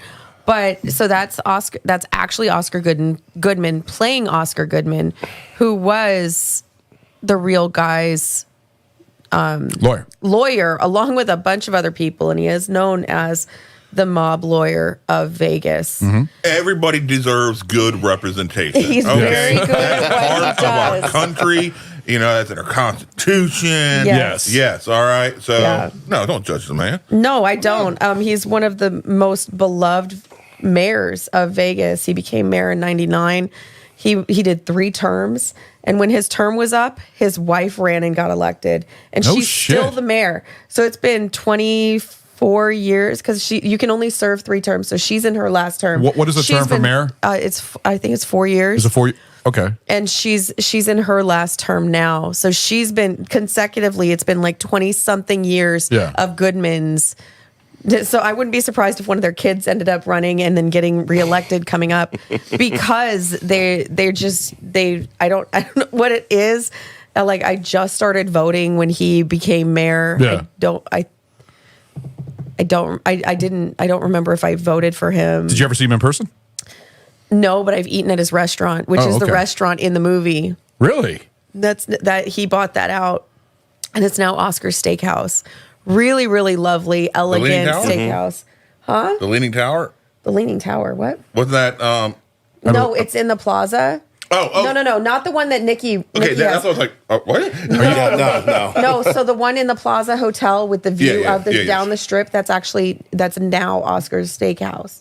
Really? And it is delicious and I've heard good things about it. well, one of the fun things very about good. it is there was this restaurant called the Alpine Village that was super historic in Vegas for a long time, and it was this Bavarian place where they had like old trains running along the ceilings and stuff. It was so cool, and we used to have Thanksgiving dinner there every year. But they had this soup that was served in like this pewter little pot, and it was so. The owners wouldn't give the recipe away, like for nothing. When the Alpine Village closed, it was the recipe was going with it, and the recipe was renowned. Awesome. Oscar's got a hold of the recipe, and and people would flock to this place just to get the soup from this old restaurant that had closed. Wow. And when He made them an offer they can't they refuse. couldn't refuse. And I'm telling you, that soup from my childhood, that soup like because there's some things that just like resonate with you as food. Yeah, it's really like deep that way. Yeah. And that's one of the things. And I can still taste that soup, and it's been 800 years since I've had it. But because you are old. I'm very old. He's the only one older than me. Yeah. I'm 801, bitch. 801. But no, it's very cool because I totally like spaced or didn't realize that he was in this movie, and I recognized him in an instant. Yeah. And he did so the fact that he is so beloved. He used to be a Democrat. By the time he was running, he was, or halfway through his term, he became an independent. Yeah. And ran on his own, the Goodman Party, which is really funny. But it's really, really cool. But he used to represent a bunch of people. He represented Frank Rosenthal, and the Stardust Casino mob boss. Yep. And Nicky Scaro, is that what his name is? The original is Anthony the Ant Cilantro. Well, there's somebody, Nicky Scaro, Meyer Anthony Langsky. He also represented it was like the mayor of San Diego for some shady shit that he went through. Yeah. He's had a lot of really sketchy clients before he ended up going into government. And he's retired right now, right? Or is he? Yeah, he hit his term limit, so now he's the first man of Las Vegas. That's crazy. Yeah. Crazy that he's in this movie and everything else too. That kind of reminds me of a thing. What in the book that they compared Frank Rosenthal to? They compared him to Ross Perot. They compared him to Donald Trump. Okay. I'm Sure. Yeah, that's No. what Trying to see the connection here. I guess because rich and trying to take over. I mean, they were basically being a negative side on those people and stuff like that. But this book came out in the mid-90s. They were trying to compare him to who? Donald Trump and Ross Perot. No, who they were trying to compare them to. Who are they trying to compare? People trying to take over power and stuff like that. Frank Rosenthal. Frank. Okay, I didn't know if Yeah, you said Frank or Nicky. Yeah, I meant Frank. Yeah. Okay. Because you got to remember, this book was also written and finished after the movie came out, so they were still in the middle of writing it. Yeah. And but like I said, the book is the true events, and the only thing that they really changed, other than adding a couple of things here and there that were in the book, were they changed the names for the movie for the safety of those characters. But they didn't do that for Goodfellas because Henry Hill is based off the real Henry Hill. Yeah. Shit, he's even been on the fucking Howard Stern show being interviewed. I remember that episode on the Howard Stern show. If you guys ever listened to Howard Stern in the past, when he was actually good at what he did. So, Well, I have a quick note about Oscar Goodman real quick, because Go I ahead. think this is fascinating. Go ahead. So when he first ran for mayor, he won 63, almost 64% of the vote. Again, and which is really good. Yeah. Second term, he won 86% of the vote oh wow. against 5 opponents. It's not like he was running on without anybody else against him. Yeah, uncontested. And then again, he won with 84% of the vote in his third term. Wow. And So then he his- was very well liked. And his wife, when she came in, she still had 60% of the vote coming in against multiple And you said opponents. she's still a mayor right now? She is still the mayor. So what term is she on right now? She's in her last term. Oh, she's on her last term. Yeah. Okay. But that's pretty fucking cool. Yeah. That's crazy. Yeah, to not only win, but like win by landslide. Yeah. It's really Fucking interesting. awesome. Does Vegas have a homeless problem? Fuck yeah. Fuck yeah. Probably not as bad as California though. Oh, California. yes. Why it's worse? Yeah. You say it's about They live worse? in the service tunnels. Service Okay. tunnels. Yeah. There's service tunnels in Las Vegas? Oh, Yeah. underneath Las Vegas. I don't know anything underneath about Las it. Vegas. I had no idea. Oh yeah. Big, huge sewer systems and everything. But it mainly connects everything together. All the casinos together So, and everything. Here's a funny story about me being an idiot.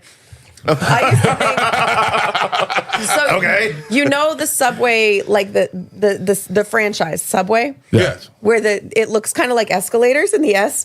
I used to think that was where you got on the subway in Vegas, is you hopped out the subway, because I'd never been inside of one. Yeah. So I used to think that's where you go to get like from one area to the other underneath, because of just because of the S, it looked like escalators going downhill. And I never said it was bright. So what did you say? They make when you sandwiches first right walked in there? everything. I used to go to Porta Subs. So the first time I walked into a Subway, I was like, it's a sandwich shop? I think I was in high school. I was so fucking confused. Porta Subs is really good though. Porta Subs is amazing, and Yeah. they need to come to the East Coast, please. What's it called? Porta Subs. Porta subs. It's like, like okay, Jersey you know how Mike's. good Jersey Mike's is? Uh-huh. It's fucking 5 times better. Oh wow! I grabbed so many clips for this movie because there's just so many great dialogue scenes, and a lot of them are Pesci. I can't lie.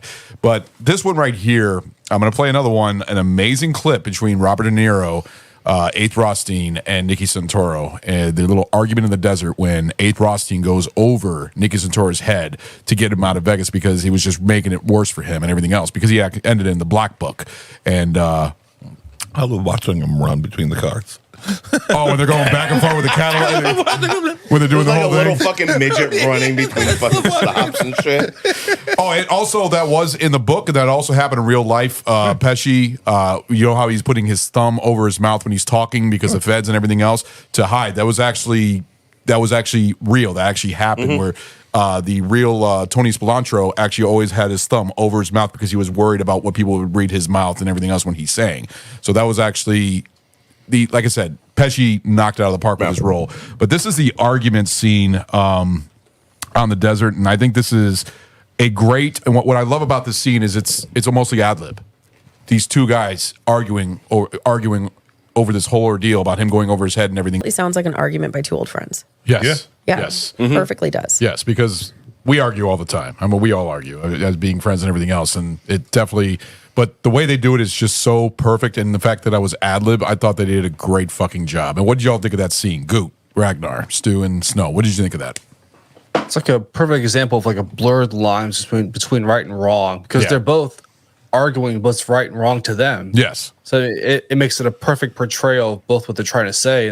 They're at the same team, but they're so fucking far apart, and it's just the divide is just getting bigger and bigger. Yeah. As one person's power grows, the other one is failing. Yep. And they both feel it.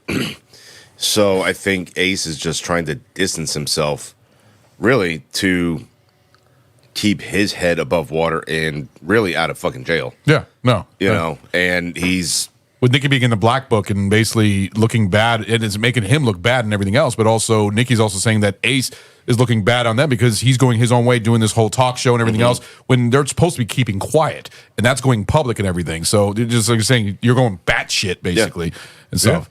Stu, Stu, go ahead. Okay. Well, I was gonna say, with that, Ace is legitimately trying to like carve himself out a life for him and his family. Right. So he's got that goal in mind, and he's trying to make a name for himself that isn't necessarily on the wrong side of the law. Like even if some of it is, he's not trying to make that his lifestyle, as opposed to Nicky's life, which is he loves it. Yeah. I think he loves being the bad guy. Oh, he loves being a gangster. Yeah. Right. So his whole thing, he doesn't give a shit, while Ace gives a shit. Yeah. So when the heat comes down, he doesn't want to be associated with it. So yeah, he's going to do everything he can to push that, to distance himself from that, even if it means trying to get his friend away from him. Yeah. Because his friend is bad for his business and his family. Yep. Stu? Fuck Ace. Ace was put out there for a fucking reason by The bosses. individuals. Yep. To do a certain fucking job. Ace started viewing himself as bigger than the job that he was supposed to be doing. So who do you guys think is the smarter person? Ace or Nicky? Ace. Ace. Okay. They're both dumbasses in their own way. I mean, That's a good way of pointing. Nicky absolutely thought because he was He thought out he was there, untouchable. yeah, he could get away with everything. But then he fucked up, He did. especially with the fucking affair. But even then, he still felt he was untouchable. Yeah. So he was an idiot for thinking that he was bigger than the bosses. Yeah. Ace felt that he was bigger than the bosses when they were both put out there for very specific fucking reasons. Right. To make everybody money. Yeah. All right. And they overshot that. Yes, you could still live high on the hog while you're fucking doing it and have a great fucking time.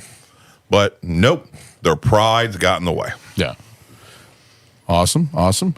The thing about that scene altogether still, it really shows that, see, in the book, when it comes to the head in the vice scene, and the one book, the narration said how Tony the Ant Spilantro felt proud of being a gangster and actually torturing the guy and everything. He felt proud of what he was doing. He was happy with what he was doing. He was enjoying being a gangster.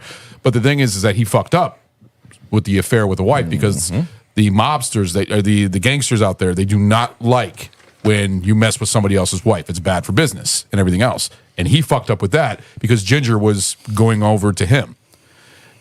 What did y'all think of that affair scene? I mean, basically with the affair with Ginger. I mean, because Ginger was trying to use Nicky to try to get out of Ace's hands because she wanted out to the point where she even wanted him to kill him. Yeah, which is actually, that brings up to a scene right here when Ace kicks her out.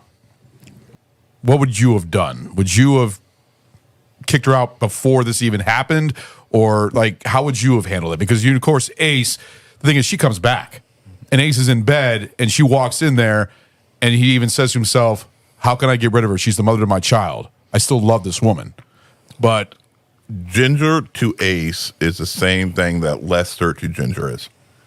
Mm-hmm. Yeah. 100%. yeah. Yep. She's his drug. Yep. What do you He's think? she is the like one thing he cannot bet on or count on to win. Yeah. He knows he's going to lose, but yet he thinks he's going to win. He thinks he can beat the system. He's going to lose every time. Yep. It's so fucking painful to watch, but it's like a train wreck. You have to fucking watch it. You can't But it help sucks but you in. look away. Yeah. Mm-hmm. But the thing with her going over with Lester Diamond and trying to get the fucking money and everything else and spending $25,000, grabbing the money, taking $25,000 and buying like new suits and a watch for Lester and everything. Which, by the way, did you all notice a little scene at the gas pump when she's talking to Ace on the phone?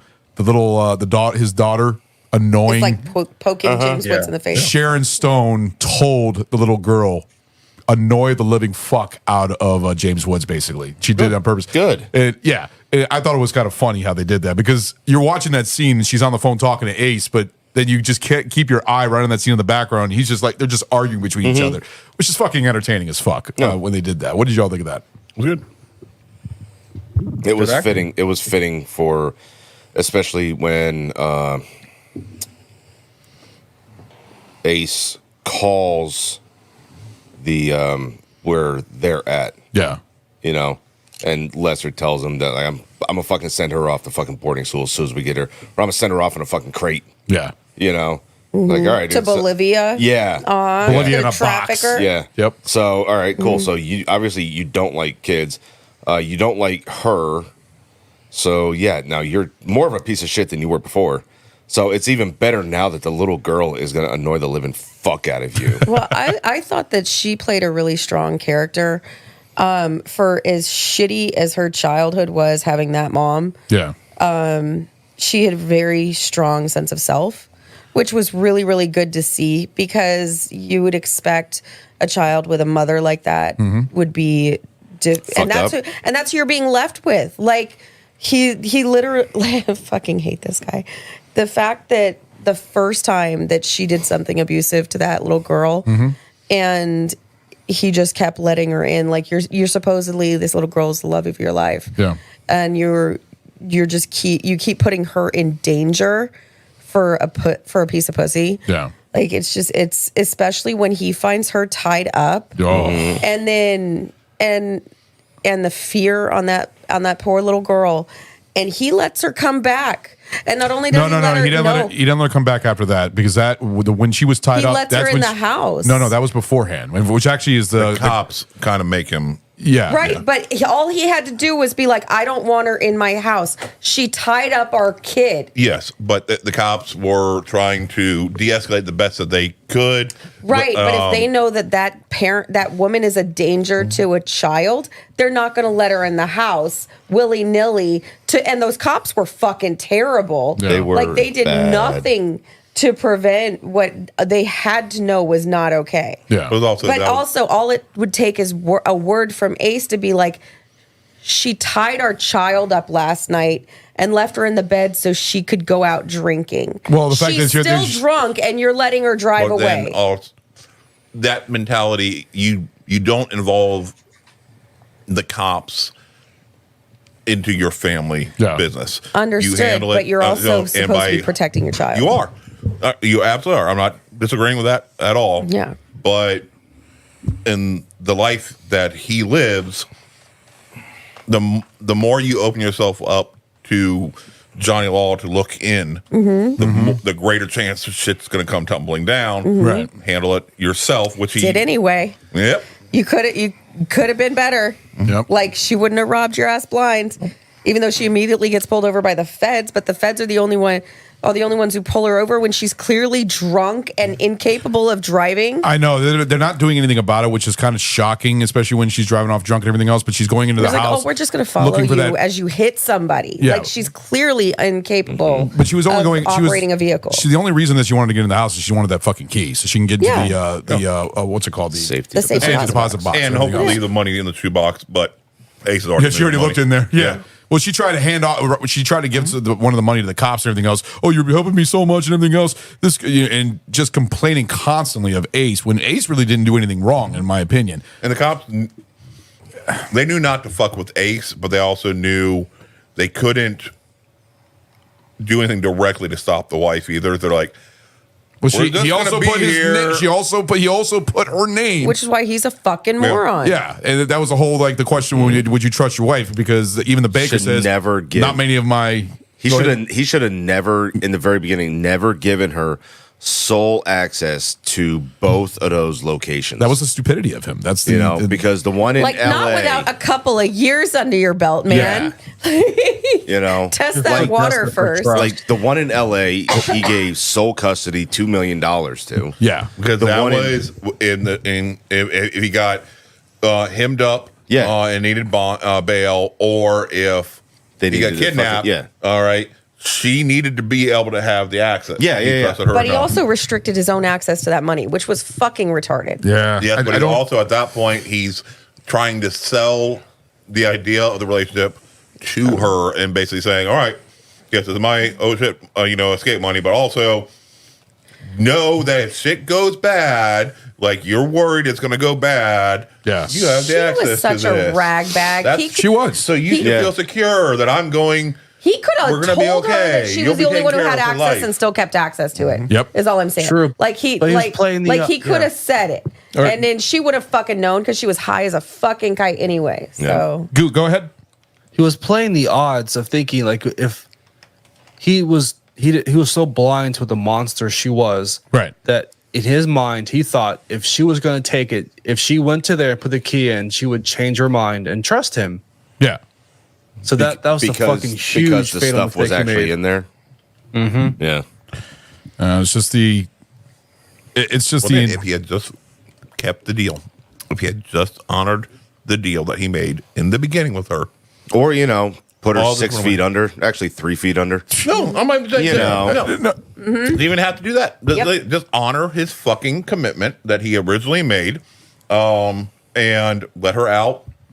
Let her be taken care of. Yeah. All this shit when it came tumbling down. Mm-hmm. Oh, when it first started going down. Yeah.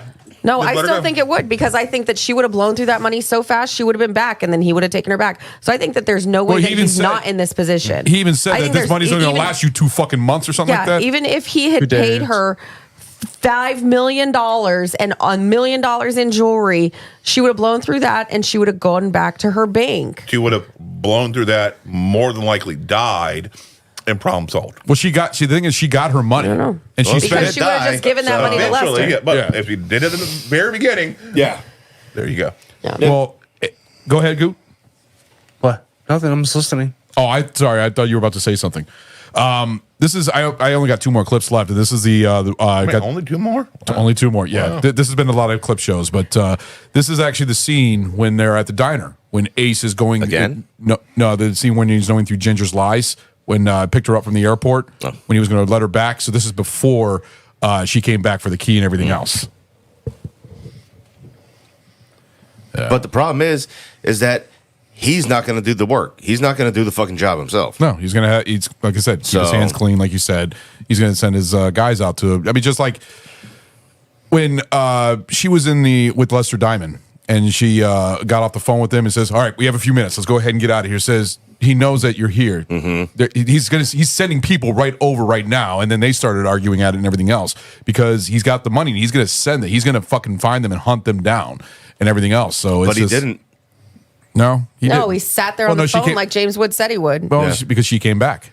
Because she but she was expecting him to be on his way over, if not sending his fucking goons over. He did send goons they just hadn't arrived at that point yet. Because remember earlier, he found out she was checked out of the hotel. He picked up the phone, called somebody, and said, "They got my daughter. I want her on a fucking plane." Yeah, like that. And so obviously he had people en route. Yeah.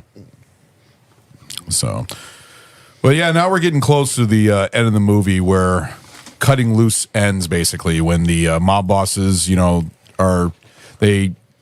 Ace Rothstein's going to be killed. Everybody else is being killed. All the fucking brutal murders. What did you all think of that whole scene right there, where everybody's even the guy in Costa Rica getting killed, shot and killed? That was kind of funny, actually. Yeah. Not gonna lie. Oh, the guy in Costa Rica.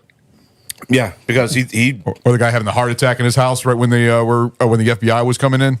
Well, that part there is funny and realistic. Yeah, especially if you're a fat slob like that and you have a bad heart. Like me. Well, you're the one that almost had a heart attack on our show, apparently. I may have had one. But no, what did you think of that whole scene with the all these mobsters, like especially the ones inside the courtroom where they're too old to be, they're wearing fucking breather masks and everything else, and they're saying he's a good kid, Nicky and everything else, but they're gonna kill him. Everybody's gonna get killed. They're gonna cut all those loose ends. Yeah. So, and then when it comes to that fucking scene at the cornfield, which is unlike the brutal cornfield beating Nicky scene. and Dominic. Yes.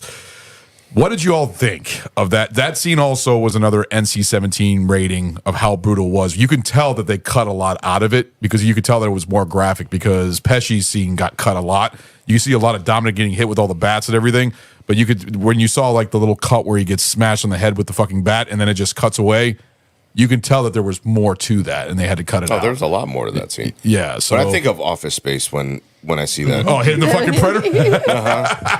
A future BAC episode, by the way. You about to fucking like throw or something? No, I was having a hiccup right when I was trying to talk. I know it makes him sick. Not nice. Not nice. I don't vomit when I talk about your show. I wasn't vomiting. I had a fucking hiccup. Jesus Christ. But no, I mean, that scene, did you feel like it was too brutal? No. Or do you feel like it? I mean, this is the reality one. Unlike the brutal cornfield beating scene, the actual June 1986 murders of the Spilantro brothers, Anthony and Michael, took place. Michael was Dominic. That Michael was the brother. Took place in the basement of a house in Bennsville, a suburb of Chicago. These bodies were then taken and buried in a cornfield in the Willow Slough Preserve near Enos, Indiana. A local farmer discovered an open patch in his cornfield and ended up discovering the grave. Historically, the Willow Slough wildlife area was a gangland dumping place from the 1920s to the 1980s. Over 20 years later, in September 2007, 5 men, Frank Calabria Sr., James Marcello, Joseph Lombardo, Paul the Indian Shiro, and former Chicago police officer Anthony Twan Doyle were convicted of mob-related crimes on September 27th, 2007. Marcello was found guilty by a federal jury in the murders of both Spilantro brothers.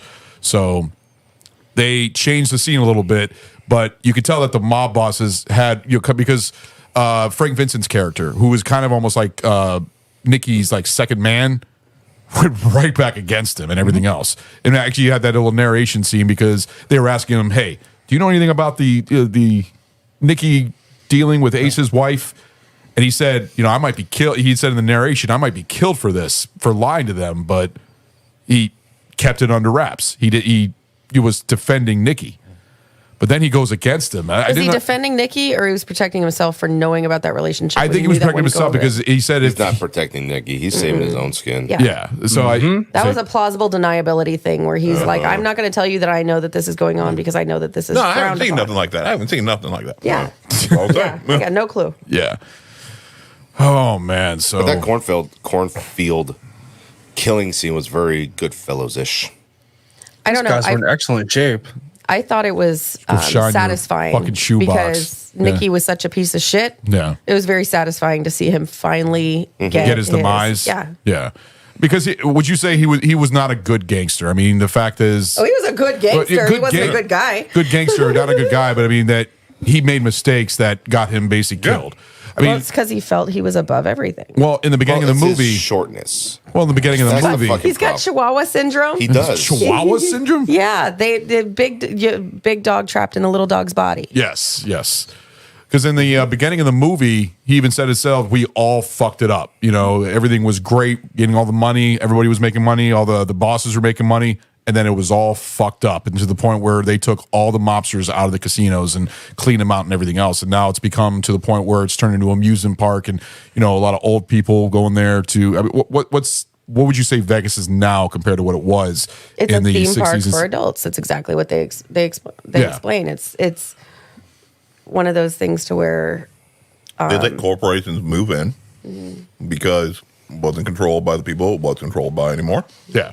So the power vacuum was filled, and those corporations took the idea of what they were doing and bringing the money out, and like, we can bring it out more than just through gambling. We can bring out every last fucking cent these assholes have. Right. You want to bring your kids? Cool. We got stuff for them to fucking do while you spend money. Yeah. They used to have a theme park behind the MGM with a backlot and everything that I don't know why they ended up getting rid of it, but they ended up, I think they put a sports complex behind it. Because anything they bring in for kids ends up getting like closed up and turned out at some point anyway. Yeah. I think the only thing that's still there that's like truly geared for kids is the Circus's Adventure Dome. Oh. And it's literally meant to be somewhere where the parents can drop off their kids while they go gamble. Okay. Because what used to happen is, I know from my personal experience, is when my parents wanted to go to the Strip, is they would drop me off at the valet, and I would go sit on the lobby stairs in front of the valet for however many hours until they were done. Right. And I didn't have they now have like Kids Quest in some hotels, which is like an hourly babysitting service with all kinds of stuff.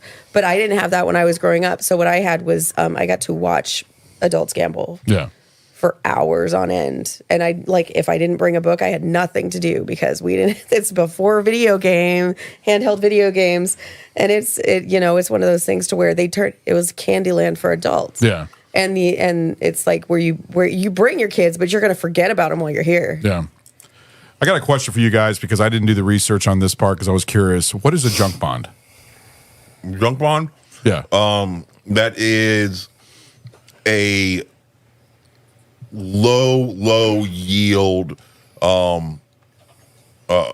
stock, a bond where you can go ahead and invest your money in very low yield. But then while that money's tied up here, that the banks, the owners of the junk bond, can then take that money, invest it in other things that are much higher yield that for makes themselves. sense. So it was stupid for people to actually invest in junk bonds because that money could literally be invested right over here and make more money for them. Yeah. Okay. Because what they said. Oh, go ahead. It's basically just like you said. It's a bond that has low credit rating and high risk of default. Okay. It pays higher yield to compensate investors for the added risk. Junk bonds are used as a market indicator of when investors are willing to take on risk or avoid risk in the market. Okay, cool. Yeah, I was curious about that because the whole thing where they said, you know how we got the periods, how we got the pyramids, junk bonds. So I was always curious in what that meant because I didn't do the research, and so I'm glad you guys looked that up for me and everything else. So we're going to go to your favorite scenes and your favorite character. So what are your favorite scenes? We're going to start with Goot. Your favorite scene, sorry. God damn. You want to go to somebody else and you could... Come back to me in a second. Ragnar?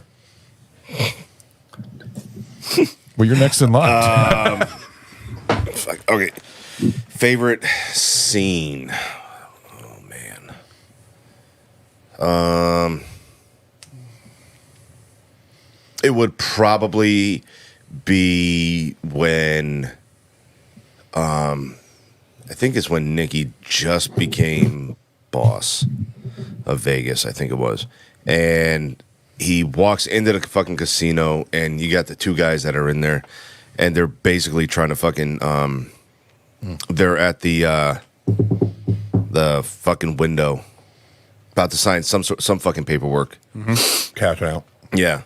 And fucking he introduces himself and oh, yeah, the two guys. yeah. and they basically shit themselves. Yeah. You know, oh well, he's gone. You're He in left. town. You're in know? town. Yeah, the two guys, they were both repeating each other, basically. Yeah. Yeah. So it shows how quickly like his power grew, and the fact that he's not going to let Ace's hotel get screwed over. Because that's why the bosses brought him in there to help him out and Yeah. everything, and it kind of helped He's Ace there to out. be the muscle. Yeah, just like I think the whole scene with there was another guy with the blackjack that was in town. There was two sequences. The one when he was looking back at Ace, and Ace was smoking a cigarette and looking back at him, says yeah, you're doing a good job. You're doing what I needed to be done, and everything else. Who's your favorite character? I mean, when you grow about it, there's a lot of characters, but there's three main characters. You got I don't want to go with the main characters though, because those are too easy. yeah. Honestly.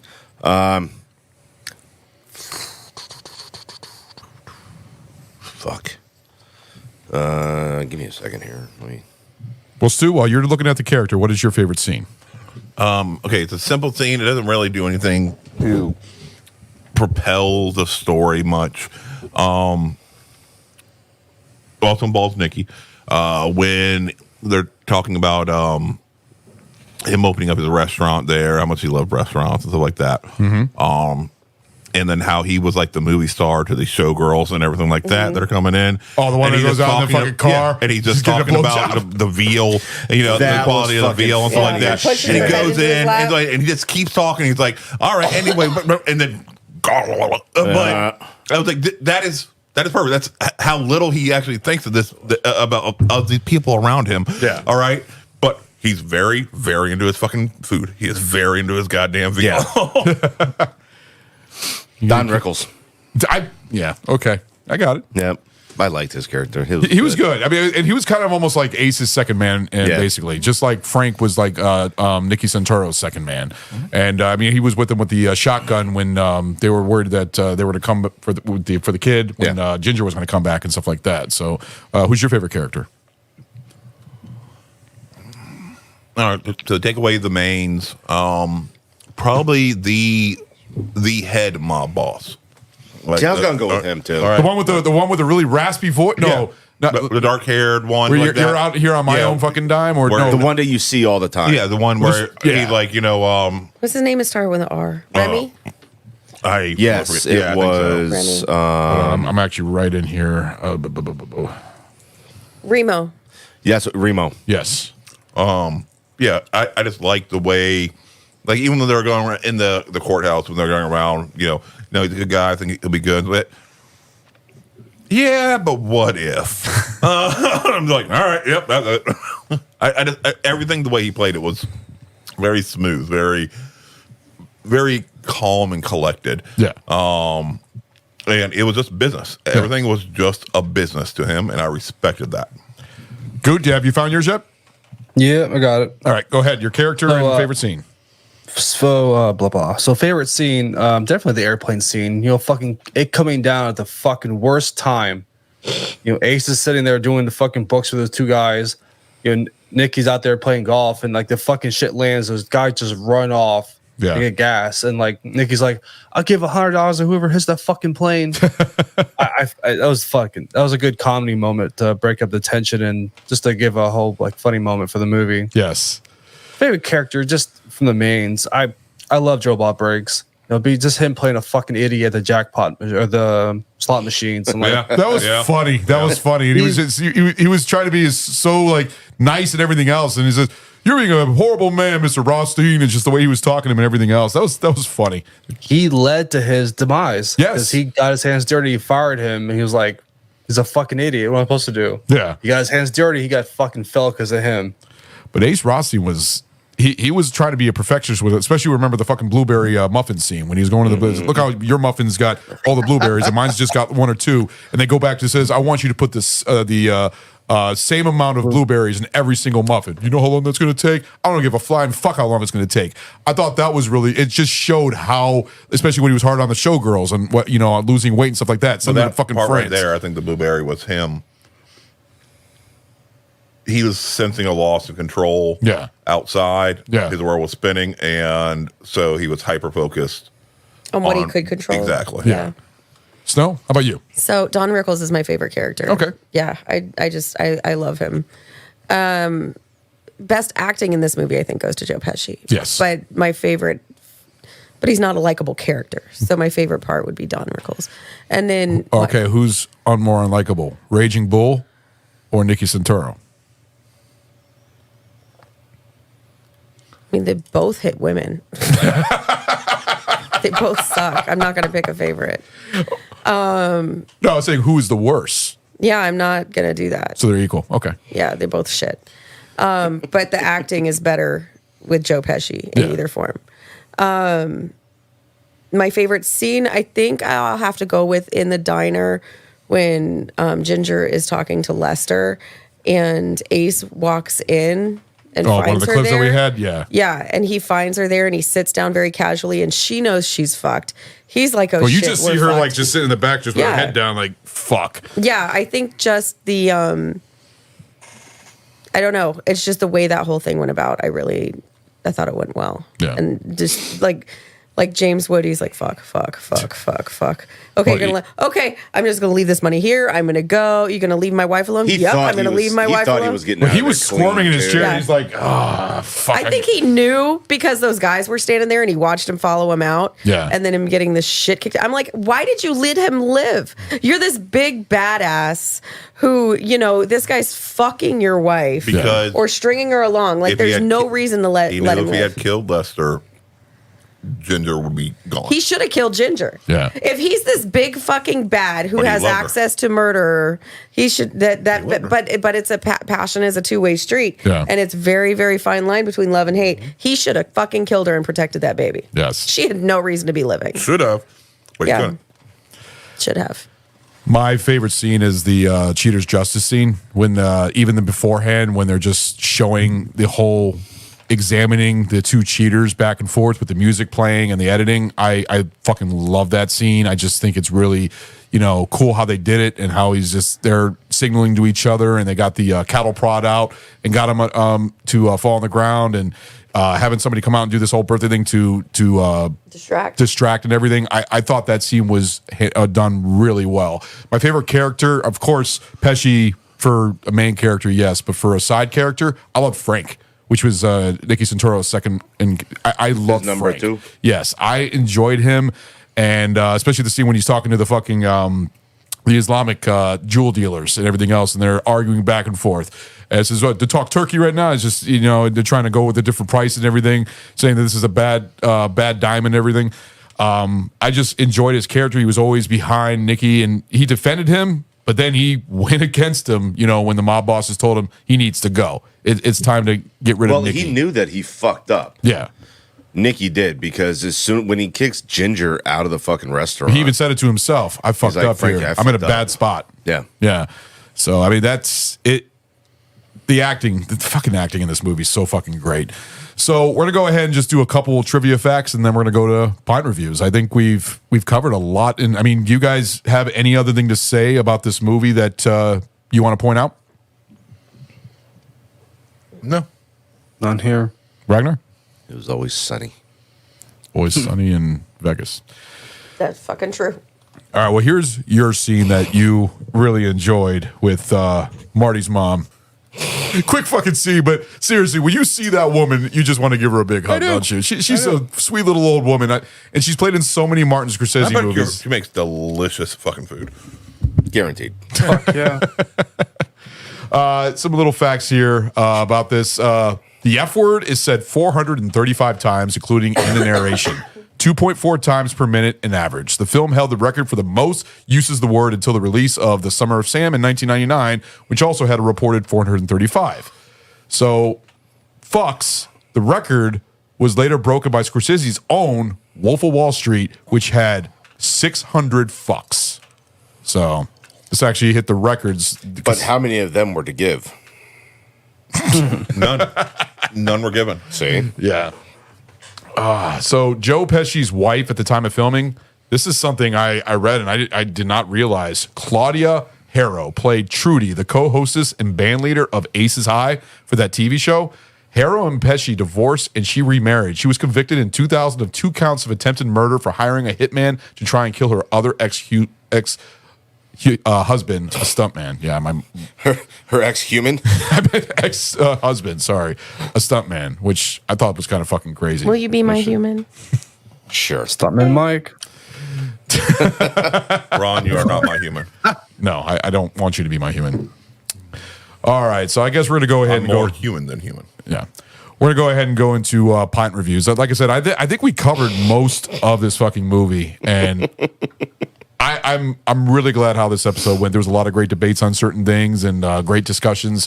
This is exactly the way I wanted it to be. So I'm really curious to hear what you guys think as you review the movie. I want to hear your full nice on review. Who wants to go first? 5 hours later. Go.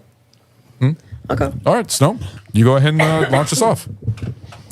All right. So for me, critically, I'm going to give this a 4.5. Okay. I think it's an insanely strong film. Yes. I really there's very little I could nitpick with this movie. I like the way it shows the downfall of old Vegas. Yes. And even just like the operations of Mob Vegas, because it was the one thing that I haven't done yet that I really would want to do is go. They have a mob museum in Vegas that has. They do? Yeah. Oh, wow. How big is it? It's pretty cool. It's supposed my stepdad's been there several times. He enjoys Nice. it. Yeah. So they have that.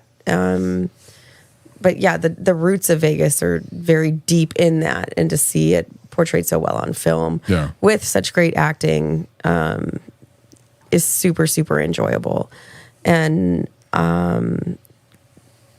enjoyment, I'm also going to give this a 4.5. Wow, really Yeah. high. That's Yeah. good. And so is this a movie you can watch over and over again, or is No. this something that it's like every once in a blue moon? It's because like while the acting is so good, the main characters are very unlikable to me. So I couldn't sit down and watch this movie over and over again. But I definitely sit down and watch it. Now, you've seen multiple times. Goodfellas, right? I've not seen it yet. She's never seen. Wow. You will probably enjoy that one better than this one. Goodfellas is amazing. Wow. It's just like she's never seen The Godfather. I might want to change my fan request to Goodfellas instead of American President now, because I kind of want you to watch Goodfellas. I might want to hear your girl's perspective on Goodfellas now.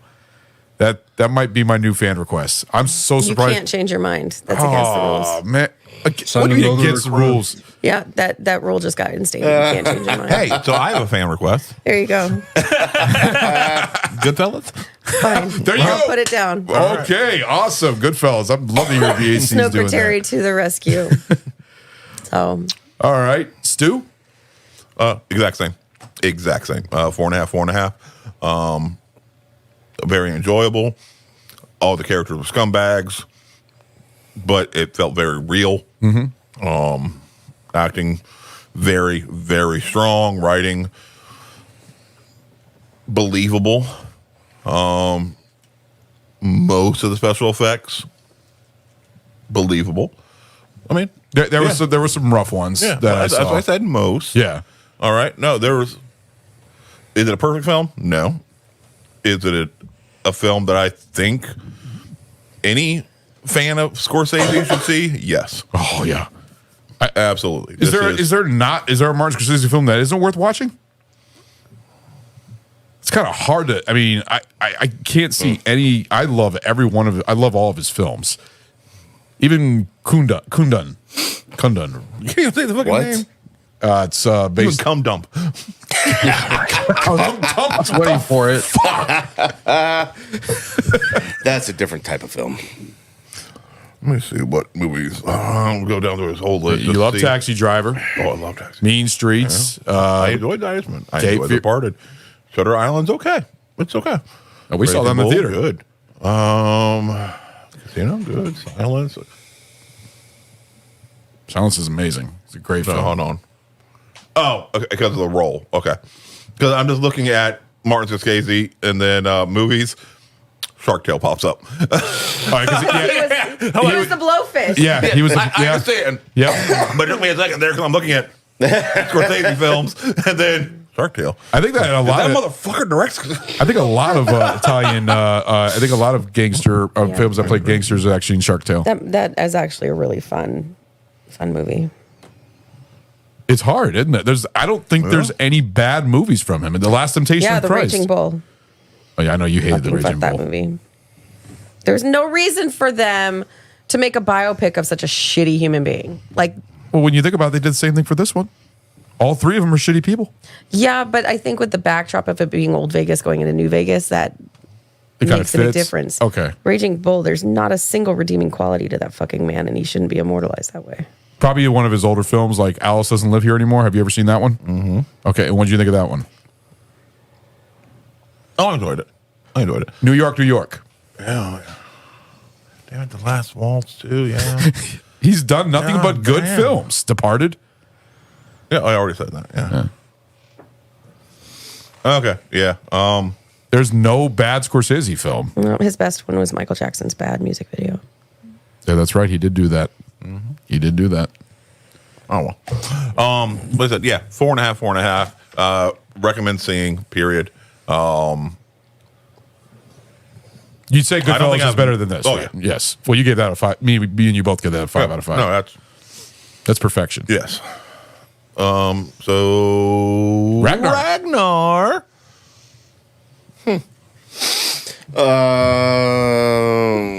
Fuck. Is it perfect? No. Is it amazing? Meh. Is that entertaining? It's hard to say, Okay. honestly. Like it's far-fetched at best at times. Yeah. So like I don't know, it's hard to give it a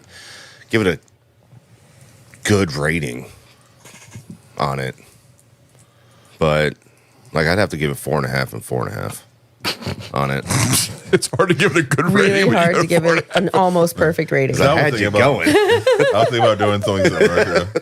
Start out with low and then Yeah. No, it's a good movie. It's a great movie. How long has it been since you watched it before you did it for this review? Oh, it's been a few years. Okay. he forgot about the corn scene. Yeah. He forgot about the cornfield scene. Oh, you didn't remember that? No. Like I said, it's been a few years. I mean, that's the ending of the movie. Yeah. But No, we made like, that- there's You didn't think it was that brutal? I've seen brutaler, Yeah. you know, but for like when this was done, you know, it was a realistic scene. Yeah. So it's they're absolutely not far-fetched at all. Right. And there's a lot of what's in this is quite believable. And now the book is only read 2.5 hours. It's like 2 hours and 46 minutes. or Okay, something so like almost 3 hours. Yeah. All right, so almost the full length of the movie. that. Yeah. But there's a lot of things in the book that weren't in the were a lot more detail. Which books, of course, go into more detail. But you know about their past history and stuff like that. About Tony's history and Frank Rosenthal's history as him as a the betting guy and everything else when he got the job in Vegas. There's a lot of differences here and there, but most of it is very close to the movie. Like it's almost exactly like it, just other than the name changes. Yeah. There's a couple other things here and there. You know, like I said about the kid, because in the movie they only had one kid. There was 3 kids actually. Yeah. And actually, Frank Rosenthal went to the hospital to go see Jenny and everything else. There was things that I didn't like, but it ended exactly where he moved away. I think he moved to California or something like that, and retired and just stay out of Vegas and stuff like that because he was in the black book. He was barred from going to Vegas. So it's like I said, it's 4.5 and 4.5 for it. It's a great movie. It really is. Yeah. You know, it's enjoyable. So yeah, if you haven't seen it, I don't know why. Okay. You're fucking stupid. all right, Goot, what is your review? Your pod reviews for this movie? So, honest to God, this movie is one of a few many that every time I watch this, I wish it fucking changed. Like, I wish the moment where Ginger tells Sam, "I'm not the one for you. Yeah. I'm not for you. This just tells her, don't do this." Right. And he fucking still does it. It's like, God damn it! I just want to scream, like, pause the movie and scream. It's like, walk away now. Just leave. You'll make it. Yeah. He got what he deserved out of her, though. That happens in a honestly. lot of movies where you wish something else would happen, but you already know that it's not. Yeah. And it's like, Drag me to hell. like you're like dreading it. Yeah. I mean, Scorsese does an amazing job showing Las Vegas as a character, showing people's ambitions, desires, and eventual downfall. Yes. I mean, the other trope is, power, greed, and, the fragile nature of human nature. Rise and fall. Relationships, yeah. I mean, with that, enjoyment's a 4.5, and critical, I give 4.25. Oh, wow. Okay. Some pretty decent reviews. And then you would definitely recommend this movie? Oh, fuck yeah. Okay. Hands down. Now, I'm curious, just to be curious by thoughts, because you've seen Goodfellas, of course. Mm-hmm. What would you give that? Because, we only did our pint reviews, me and Stu. What did you think of Goodfellas compared to this? I mean, enjoyment's a 5. Yeah. Critical. I mean, goddamn. I mean, kind of like Scarface. When they get busted, you see the downfall of Ray Liotta's character. It's fucking hard to watch. It's so sad. It's like, it's all going to go to hell, and it's just like it's fucking hard to watch. Yeah. I mean, critical. I guess I give it a 4.75. It's a close 5 though. Yeah. All right. Okay. So I'll go ahead and end this puppy right here. So enjoyment's a 5 for me. This is enjoyment is a 5 for me. This is one of my top 20 movies of all time. This is one of them. I adore this movie. I've talked to Stu many times on how much I love this movie, just as much as I like Goodfellas. Goodfellas being better, but this is just like right second place when it comes to those movies. I think Martin Scorsese, he's always been one of my favorite directors, and almost every movie of his I love. There's movies that, all of them are good, but there's some movies of his that I'm like, like The Irishman. I think The Irishman's good, but it's not like my favorite. I think Shutter Island's good, but it's not my favorite. Some other ones that he's done, I love Bringing Out the Dead, but this movie right here, it's the gangster life, and I'm a huge fan of gangsters. I mean, The Sopranos is like one of my all-time favorite TV shows of all time. I love gangster movies. Once Upon a Time in America that we were talking about earlier, Goodfellas, Scarface, fucking American Gangster with Denzel Washington and Russell Crowe. I fucking love that movie. I like gangster films, and this movie really hits it on the spot, especially with being in Las Vegas. Goodfellas is more of like Chicago area and stuff like that. Where does Goodfellas take place? Do you, Stu? New York? Was it New York? Yeah. Okay, I didn't. Yeah. I don't remember. It's been a while since I went to the setting. If you check that out for me, but this movie to me is worthy of a watch. It is very recommended, and critically, New York City. Is New York City? Yeah. Okay, that's what I thought. It's worthy of a watch. It's critically. Made me fucking doubt myself. I didn't remember what it was. God damn, the criticals gonna be hard on this because there are stuff that I wish could have been changed. Yeah, there was some special effects here and there, but to me, this is almost a near perfect movie. It's not a perfect movie, but it's near perfect. So I'm gonna give this a 4. No, yeah, this ain't no Predator. No. What the fuck? You're never going to let that go. It's so You canon. just committed to that. Don't let too it bother really you so hard. much. You're like, no, it's not. It's not Predator. He says that almost every single time I give I a know. 5 out. But oh God. But no, there's a lot of Scorsese change my films rating on that are a 5 out Predator? of 5. This one is a 4 3/4. So it's just a quarter away from being a 5 because there's some things the thing is, I like Sharon Stone. She did a great job. But I was actually curious on some of the other actresses there. Like we were talking about Madonna. I think Madonna would have been a good. I think Sharon nailed it perfectly. She for that did. She character. did. But I would have loved to see what other people, because Sharon Stone's not always the best actress. There's only a This couple. role was perfection. You think it was perfection for her? For her, it was absolutely. Yeah. Okay. But no, seriously, critically, I get this 4 3/4. I think it's a well done film. The editing from Thelma Schoonmaker, which is Martin Scorsese's editor, she does such a Much better than her sister Louise. great job. Jesus Christ, Thelma and Louise. But the music that's in this film, all the music choices that Martin puts in all the scenes is great. Like I said, the editing, the fucking violence, the dialogue, the dialogue between Pesci and Robert De Niro. And Robert De Niro is not my favorite actor. I loved him. To me, because both films came out in 1995, Heat and this came out in 95. To me, those were his last good films. And then the films after that weren't as good because I think he did Meet the Parents after that, and he did some other stuff like that. But these were his last true best films, in my opinion. He was great as a side character in Goodfellas. He was amazing, but you also got to give Ray Liotta the credit for that movie and stuff like that, and Paul Sorvino as Paulie. It would have been kind of cool to see Ray just pop up. It would. A small role in it. I think Ray Liotta only starred in one movie from Martin Scorsese. I think it was only that one, actually. But I'm saying it would have been cool just to have him pop up and then just kind of like look at each other. There's like another walking by. It would have been kind of cool.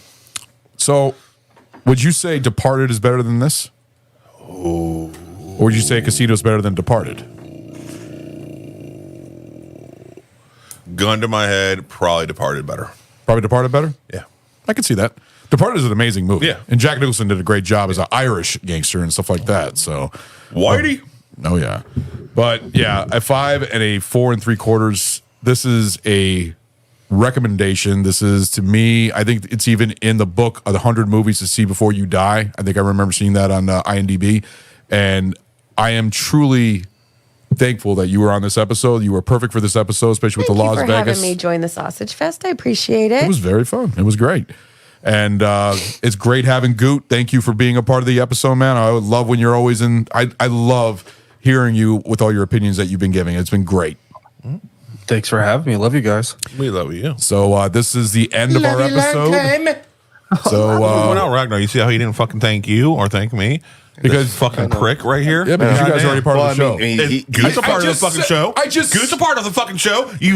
But he's back. He's only been back for 2. This is the second show he's been back for. Clockwork Orange, and then this. Okay. But he's a part of the show. But I'm walking He him. went on vacation. I'm walking him back. He went on fucking I vacation. understand he went on vacation. And Why we get into this fucking argument? You have to fucking goddamn He point him skipped out. me on fucking 3 questions. Yeah. What 3 questions did I skip you on? 2 or 3 fucking questions. So No, I didn't. when you fucking go and listen to it, Did I really? you'll listen. Yeah, if you did, that's punishment worthy on your next show. So when you listen to it, go ahead. I mean, you totally ignored him on a tasting room. What the fuck? I ignored him on a tasting room episode. And you almost skipped him, but I reminded you about him. But that's just mistake. Okay. I can't Okay. help this. I make mistakes. You guys fucking suck. You're making me No. feel like a big. Just saying. I know you like giving me shit. Yeah. Anyways, that's the end of our episode. Thank you for joining us for the episode Casino. The next episode to be dropping after this is Bloodsport, hosted by Ragnar. Hiya! So that's gonna be a fun episode. No, That we're gonna be. Wah. It's like Dory talking whale. Make sure you check out Barrel Aged Chicks and their amazing episodes. They have a Yes. lot of great episodes coming out in the future. And make sure you check out the Deluxe Edition Network. And that's it, guys. We will see you all later. Bye. No, you won't. Bye. Fuck off. Go fuck yourself.